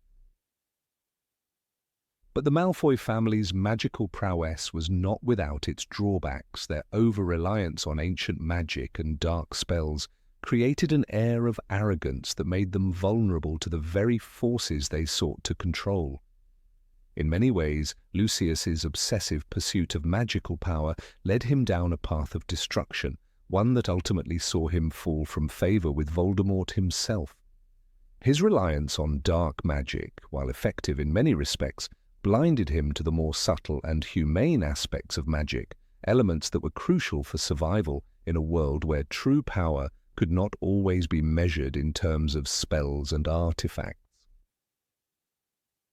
Despite their eventual fall from grace, the Malfoys' legacy remained intertwined with their magical expertise. Their use of ancient magic, dark artifacts, and bloodline-strengthening practices left an indelible mark on the wizarding world. Though their involvement with dark arts would lead to their eventual downfall, their dedication to magical power, as well as their understanding of how to harness the forces of the magical world, ensured that the Malfoy name would never be forgotten. Even as their once immense power waned, the family's intricate knowledge of magic would continue to shape the events of the wizarding world for generations to come. Number 26. The Malfoys and their role in the Battle of Hogwarts. The Malfoy family, often portrayed as antagonistic figures throughout the Harry Potter series, played a surprisingly pivotal role in the Battle of Hogwarts, a key turning point in the war against Lord Voldemort. As supporters of the Dark Lord, the Malfoys had long been embroiled in the conflict, with their loyalties tested time and time again. However, it was during the final moments of the war that the family's true strength was revealed, as they were forced to make difficult decisions that ultimately shifted the course of history. Lucius Malfoy, the patriarch of the family, had long been a loyal follower of Voldemort. His unwavering devotion to the Dark Lord had earned him a significant position within the ranks of the Death Eaters. However, as the final battle loomed, Lucius found himself facing a dilemma he could not have anticipated. His son, Draco, had been marked by Voldemort for a dangerous task: to kill Dumbledore. The pressure on Draco, a young and impressionable boy, was immense, and the consequences of failure weighed heavily on his shoulders. But it wasn't just Draco's life at stake. The Malfoy family's very survival was in jeopardy. Lucius, having once been a powerful figure in the wizarding world, was now a man divided. On the one hand, he remained loyal to Voldemort, hoping that the Dark Lord's rise to power would restore his family's former glory. On the other hand, he was a father, and the thought of losing his son weighed heavily on him. His loyalty to Voldemort began to waver, and the fear of losing his family began to cloud his judgment. Lucius found himself in an impossible situation. Should he remain loyal to the Dark Lord, or should he choose the safety of his own flesh and blood? As the Battle of Hogwarts drew closer, the tension within the Malfoy family escalated. Draco, despite being thrust into the war's chaos, remained conflicted. He had been raised to follow the teachings of his parents, but the reality of the war was far more complex than he had imagined. The weight of his task, coupled with the growing realization that Voldemort's true intentions were far more sinister than he had ever been told, left Draco feeling trapped. His father, once a beacon of authority, was now a shadow of the man he had once admired. The boy's internal struggle mirrored that of his father. Both were torn between their loyalty to Voldemort and the safety of their loved ones. It was Narcissa Malfoy, Draco's mother, who ultimately became the catalyst for change in the family's fate. While Lucius struggled with his own sense of duty, Narcissa's love for her son and her maternal instincts led her to make a decision that would have far-reaching consequences. Narcissa, despite her own fear of the Dark Lord, recognized the importance of protecting her son. She understood that Draco's survival was paramount, and she was willing to make the ultimate sacrifice to ensure his safety. In a moment of clarity, Narcissa made a choice that would forever alter the course of the war. During the Battle of Hogwarts, when the Malfoy family found themselves caught in the heart of the conflict, Narcissa made a bold and daring decision.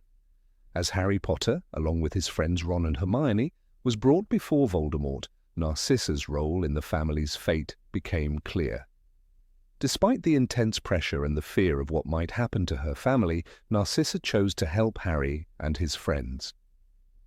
In a moment of desperation, she lied to Voldemort, claiming that Harry was dead when he was, in fact, still alive. This small but significant act of defiance against the Dark Lord had profound consequences. Narcissa's decision was driven by her deep love for Draco. She had seen the toll the war had taken on him, and she knew that the only way to secure his future was to make this choice. In that moment, Narcissa chose her son over her allegiance to Voldemort. This act of courage was not only a pivotal moment for the Malfoy family, but also a key turning point in the Battle of Hogwarts. It allowed Harry and his allies to regroup and continue their fight against Voldemort, ultimately leading to the Dark Lord's defeat. For Draco, Narcissa's actions were nothing short of life-changing. He had been raised in a world where loyalty to Voldemort was everything, and he had been forced to make choices that weighed heavily on his conscience. However, his mother's decision to defy Voldemort marked a shift in Draco's own beliefs. He had witnessed firsthand the strength of his mother's love, and in that moment he realized that his family was more important than any allegiance to the Dark Lord. Narcissa's actions gave Draco the courage to break free from the oppressive influence of his father and Voldemort, and he ultimately played a role in the defeat of the Dark Lord by refusing to take part in his final plan. The Malfoy family's role in the Battle of Hogwarts was not just a story of survival, but also one of redemption. Lucius, once a staunch supporter of Voldemort, had been forced to confront the consequences of his actions. While he did not directly participate in the battle, his family's involvement in the war marked a significant shift in his character. By the end of the battle, Lucius had realized the error of his ways and had come to understand the importance of family over power. In the years that followed, the Malfoys would work to rebuild their reputation, but the events of the Battle of Hogwarts would forever serve as a reminder of the choices they made in the heat of battle. Narcissa Malfoy too emerged as a hero in her own right. Her decision to protect her son and her willingness to defy Voldemort at great personal risk proved that even the most unlikely individuals could make a difference in the fight against evil.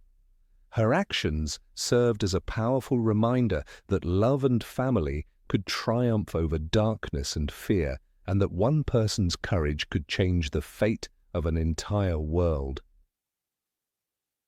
As for Draco, the events of the Battle of Hogwarts marked a turning point in his life. The war had forced him to confront the truths about his family and the world he had grown up in. The love and sacrifice shown by his mother, coupled with his own decision to refuse to follow Voldemort's commands, allowed him to break free from the influence of his father and the Dark Lord. While Draco's journey was far from over, the Battle of Hogwarts served as a pivotal moment in his growth and transformation. In the end, the Malfoys' role in the Battle of Hogwarts serves as a testament to the power of choice, love, and redemption. The family's struggle mirrored the larger conflict that raged throughout the wizarding world, and their ultimate decision to stand against Voldemort was a defining moment in the defeat of the Dark Lord. Their story is a powerful reminder that no matter the past, one can always choose a different path, and that love and loyalty can triumph over even the darkest of forces. Number 27, Draco Malfoy and his relationship with pure blood ideology. From the moment Draco Malfoy first stepped onto the grounds of Hogwarts School of Witchcraft and Wizardry, he was immersed in the strict traditions of the Malfoy family, who were staunch advocates of the pure blood ideology. This belief, rooted deeply in the notion that wizards and witches of pure magical heritage were inherently superior to others, dominated Draco's upbringing.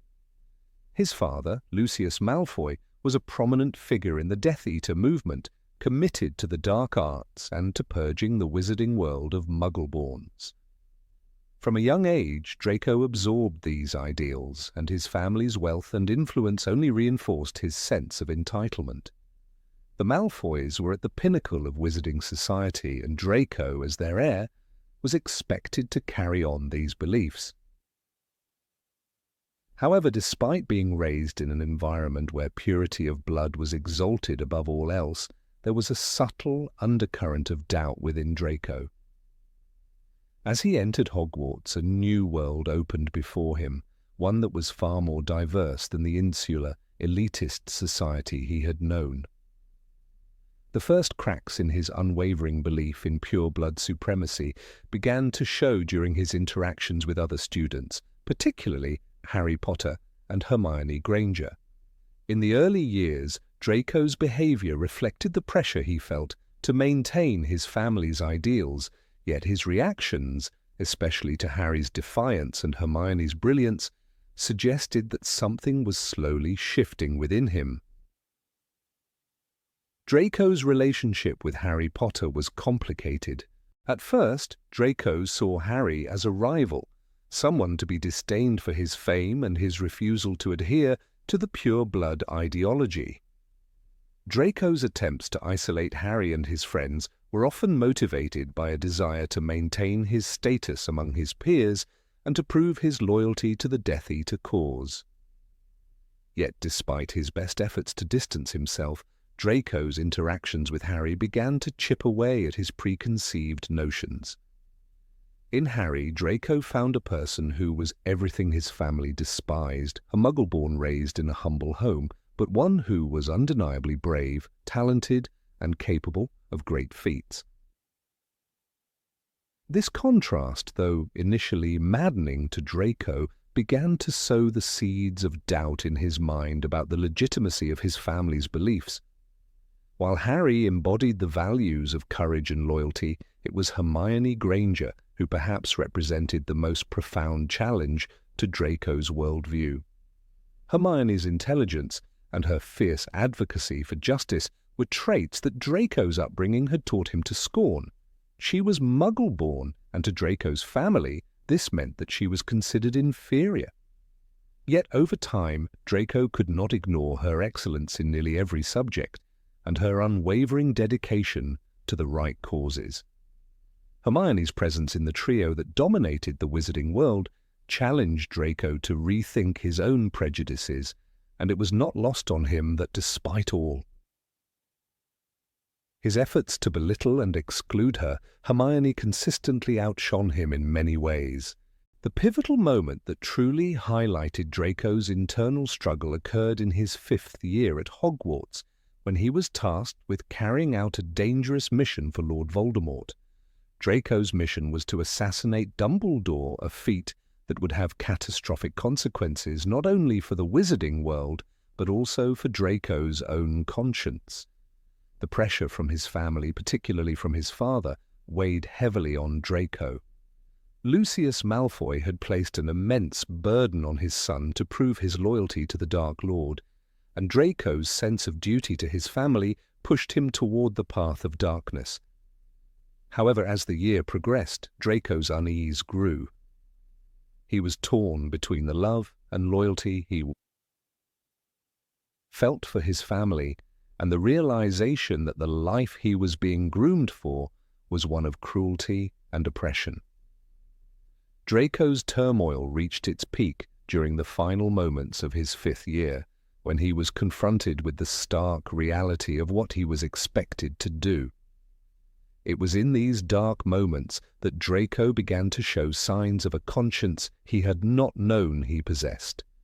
As he grappled with his task, he found himself questioning whether his allegiance to his family and to Voldemort was truly worth the cost of his own soul. Draco's hesitance and the fear that gripped him were evident when he hesitated in front of Dumbledore, unable to carry out the plan. This moment marked a significant turning point for Draco. His internal conflict reached a climax, and it became clear that the path he was on was not one he could follow without destroying a part of himself. Throughout these years of struggle, Draco's relationship with his parents remained strained, though his loyalty to them never fully wavered. Lucius, though often a distant and demanding father, expected Draco to follow in his footsteps, and Narcissa, his mother, loved him, but was also complicit in the family's dark alliances. Yet as the pressure of the war and the constant threat of death loomed, it was Narcissa who, in the end, showed her true love for her son. Her protective instinct led her to make a choice that would ultimately alter Draco's fate. When Draco was tasked with killing Dumbledore, Narcissa realized that she could not let her son become a murderer. She turned to Severus Snape, hoping that he would protect Draco from the task set before him.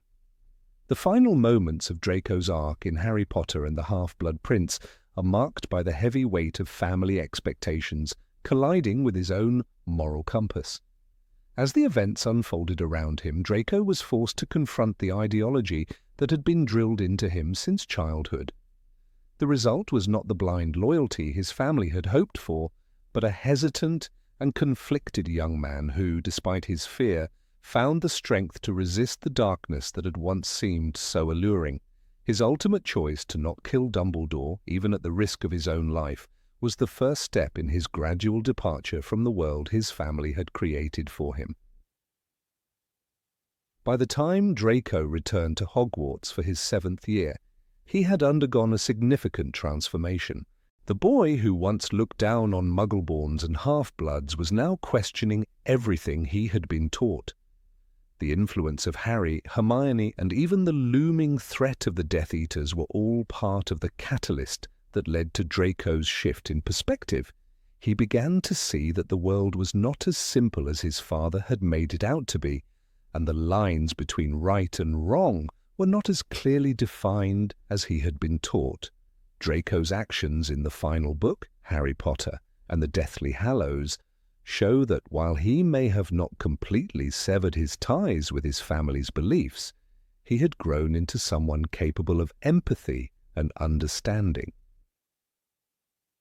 One of the key moments that marked Draco's evolution was his reluctant involvement in the Battle of Hogwarts.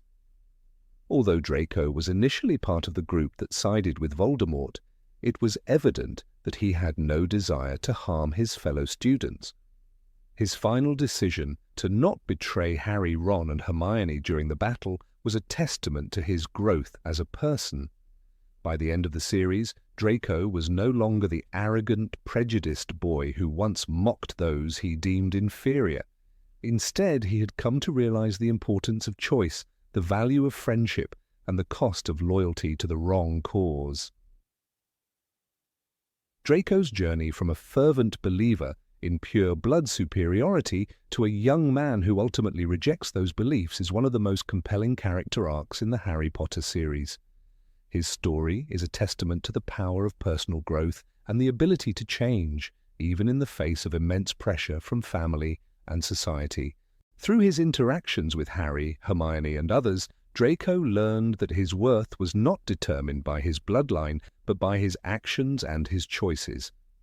This transformation not only helped shape his character, but also symbolized the broader theme of the Harry Potter series, that the capacity for redemption and change exists in all of us, regardless of our past. In the end, Draco Malfoy's relationship with the pureblood ideology is a complicated one. While he was heavily influenced by his upbringing and the expectations placed upon him by his family, he ultimately chose a different path, one that reflected his own values rather than the narrow, exclusionary views he had been taught to hold. Through his internal struggle, Draco became a character who, though flawed, embodied the possibility of change, growth, and ultimately, redemption.